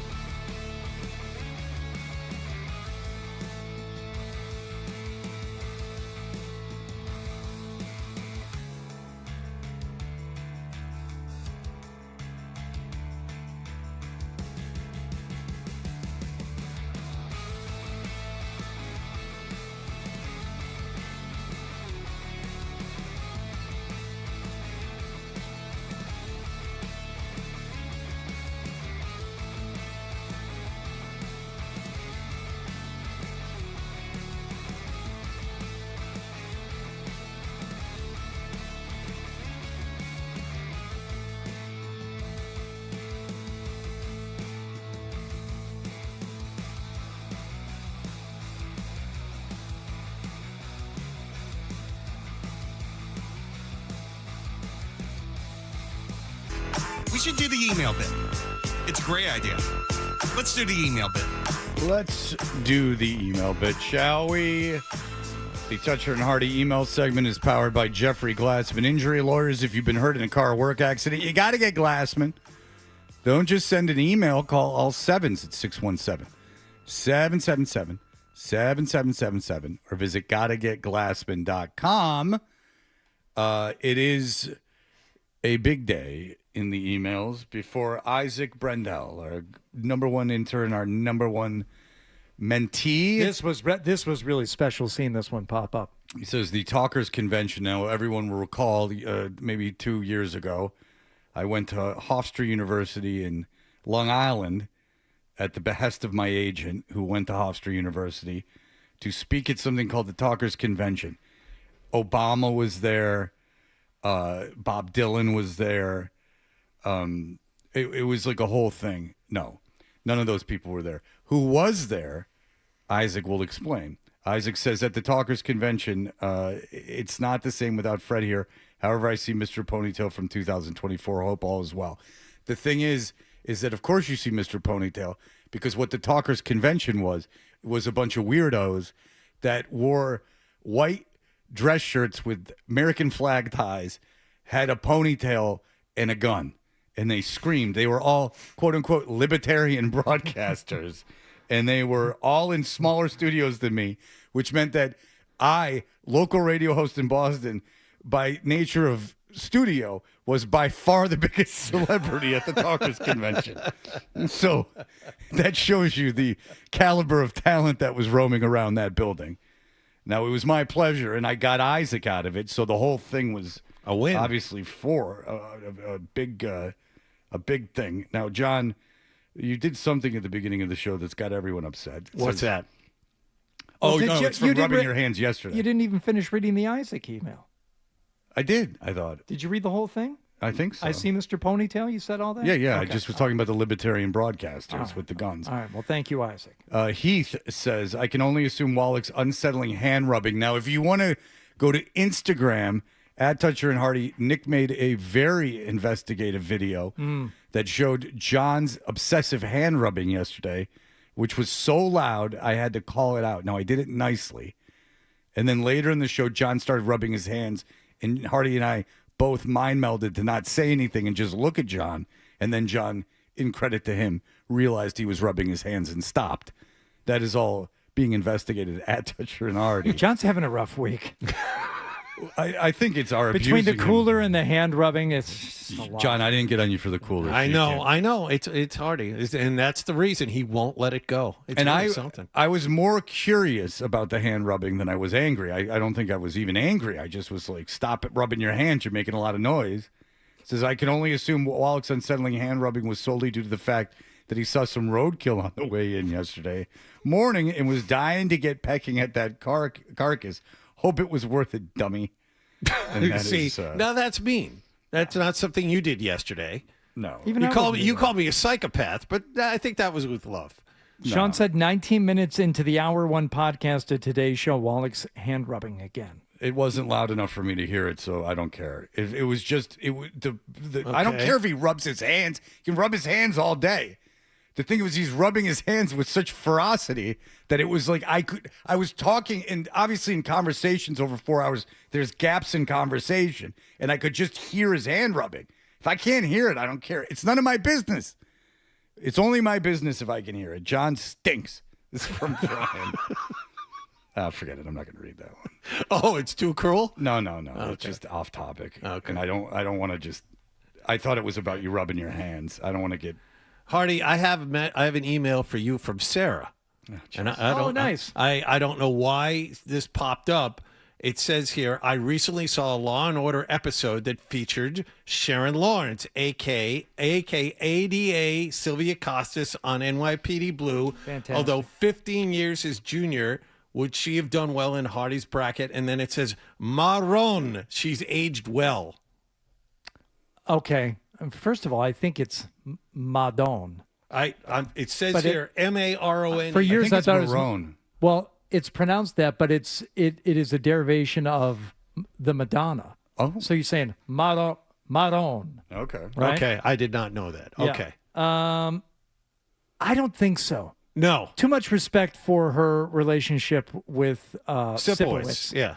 To put her in Andy Sipowicz, her husband, got to back off. Right. I understand. Who became a widower. It was very sad. Well, he wound up with Connie later. I mean, you can't feel too bad for him. He did okay. Yeah. I think that show started to stretch the bounds of believability. No, really? After Sipowicz had so many tragedies befall him, and then that's bad enough. But then when he ended up with Connie, that was like, all right, time to go. Okay. What are we doing? So the show Rescue Me I like Dennis Leary, and he did this show Rescue Me where he's a New York fireman, and he's got a really hot ex-wife, and he's like banging like a lady or two, right?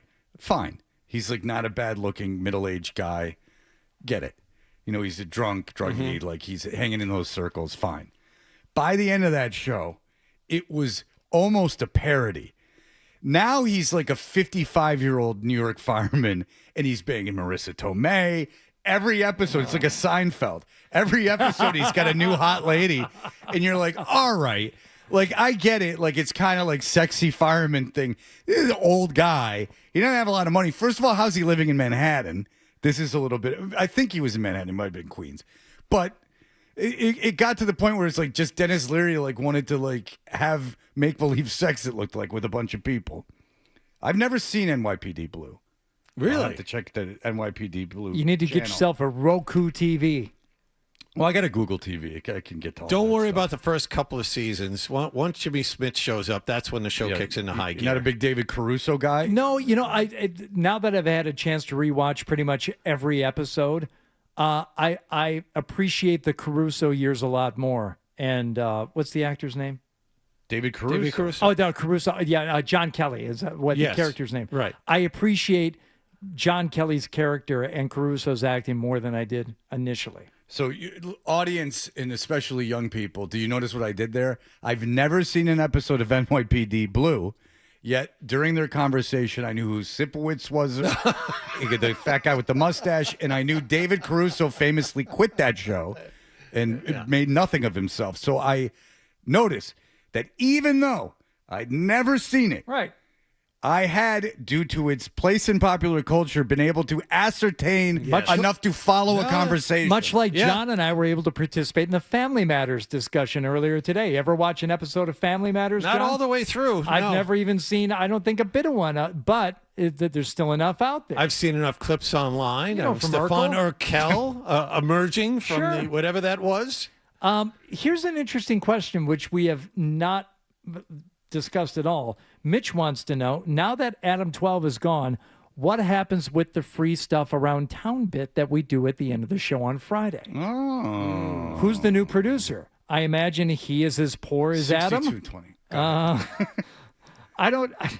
Oh, Ryan's plenty poor, but he lives with his parents far away. We need to learn something about Ryan. Oh, geez. To figure out, what might play into his weekend plans. I know he smokes some marijuana pot dope on occasion. Maybe we can do like your doper things for the weekend. Not so much anymore. It was more in college. Let's just get different classes of drugs and have them take it. We've been over this before. We wanted to do that with Nick. Yeah, we can just see. Or was it going to be Wallach Wednesday where we tried a new hallucinogenic on him? Yeah, or like just a new drug in general, like just to see. Like we would have someone administer him the drug, and it would be kind of like we just saw what we didn't tell him what it was, so right, and then we just saw how he behaved. And it didn't have to be a street drug. We said, this is something for your pancreas. Yours is fine, but let's see what it does to you. Yeah, pharmaceuticals, absolutely. I mean, those would be the easiest to get, I'd assume. And every day was just fentanyl in greater and greater doses. Take that.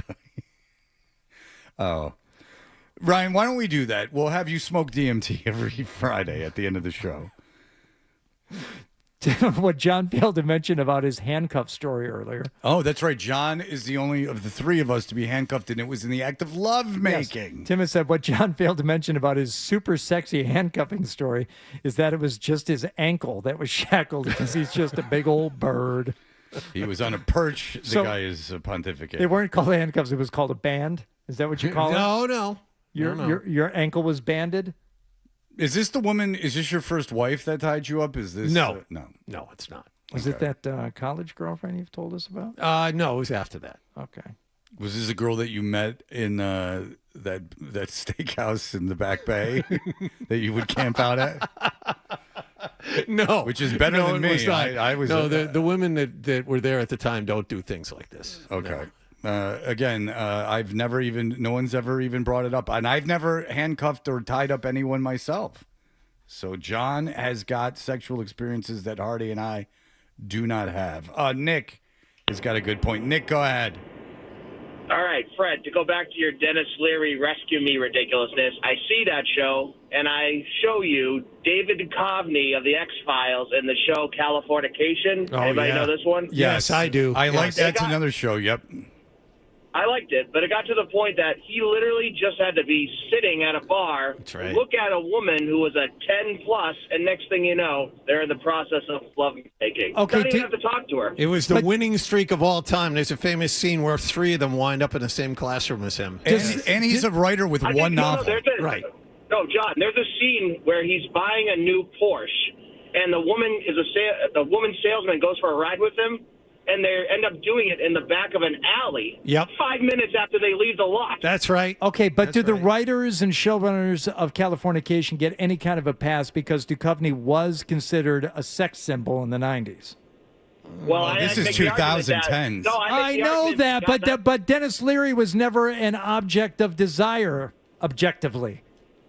But I make the argument that David Duchovny, when he got, he went into sex addiction, Yeah. is because he kept playing that character in real life. He thought he was that guy. Well, he's better than that guy because he's David Duchovny. That guy was okay. If you never saw Californication, David Duchovny is like a guy. No, not you. I'm talking to the audience. Oh, I'm sorry. Yeah, All right, that's see all you right. guys. So he's like 40, and he's a writer that had a famous book. Like at one time, he's in Los Angeles now.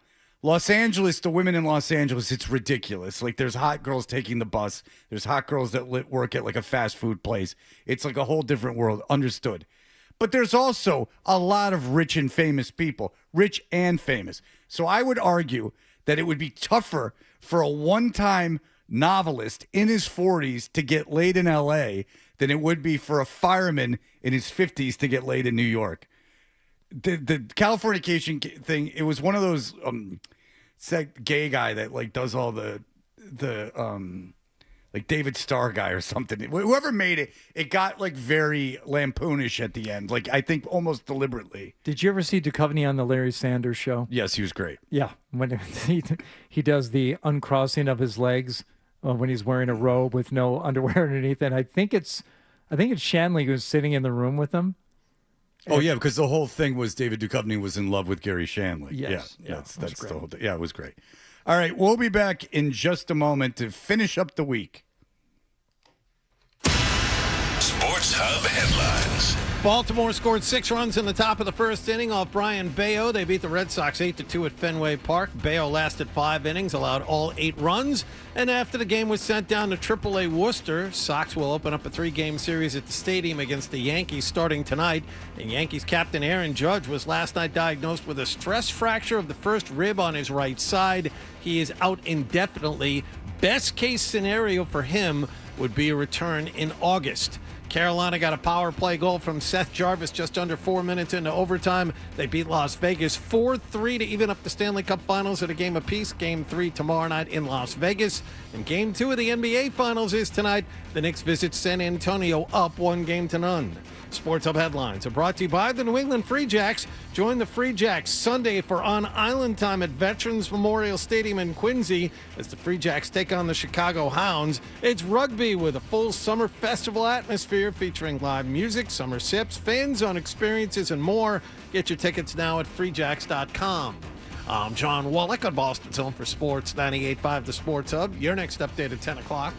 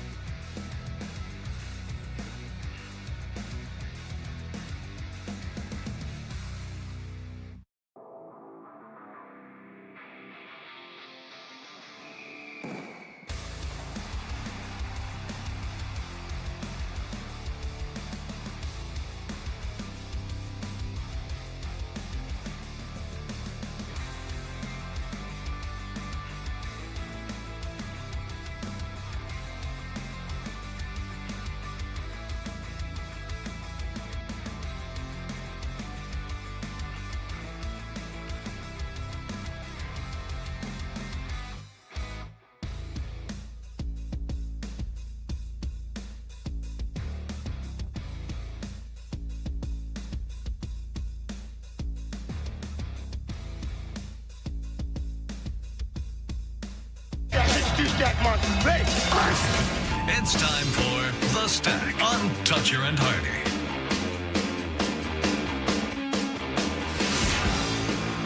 Hey, we are Toucher and Hardy, and there's a 82-0 website where you build a team based on it's the whole thing. Look at it. But the team that I build, the real Isaiah Thomas, the real one from Detroit. Now, Hardy had a good point, but I'll get to that. At point guard, Grant Hill at shooting guard, Giannis at small forward, Tatum at power forward, and Elijah at center. I don't know how you would do better than that. But they gave me 69 and 13, which is the highest level you can get a dynasty on the site, I believe, unless you get perfect. But Hardy had the best point is maybe Isaiah Thomas from the 90s is not like Isaiah Thomas from the 80s. But even if you get Isaiah Thomas from the 80s, is that good enough for 11 extra wins? Yeah, that's an excellent point. I mean, I would think it'd be good for 5 more wins. Yeah, maybe you get 74 and 8. It's also like Giannis from the 2010s. So he's 8. He's like 19 and 8. Oh, okay. So not full strength Giannis. No. Yeah. But still. But it's full strength Grant Hill, full strength Tatum, and full strength Elijah with a up and coming Giannis and a getting older Isaiah. Well, you got something to do for the rest of the weekend now. Well, it's not going to be fun once I'm not working. I don't want to do it on my own time. He's got a point there. Yeah, I'm not going to do it on my own time like some loser. Well, until we get into more about Beaton and his proclivities, we'll just do a standard stack here on Friday. There is something that is interesting here, Fred. Do you know about an unreleased Guns N' Roses documentary? Oh, boy. All right. Has Eddie Trunk discussed this at all? Well, I was a little embarrassed for Eddie yesterday because someone called in and said it's what the price of perfection or something like that is what it's called. Perfect Crime. Perfect Crime. And Eddie said, yeah, I'm aware of it, but I hadn't seen it yet. And the guy's like, what? And he's like, dude, I was talking to Triumph. 2/3 of Triumph. Like, what do you think? I got not time the for this and not nonsense? the insult comic dog.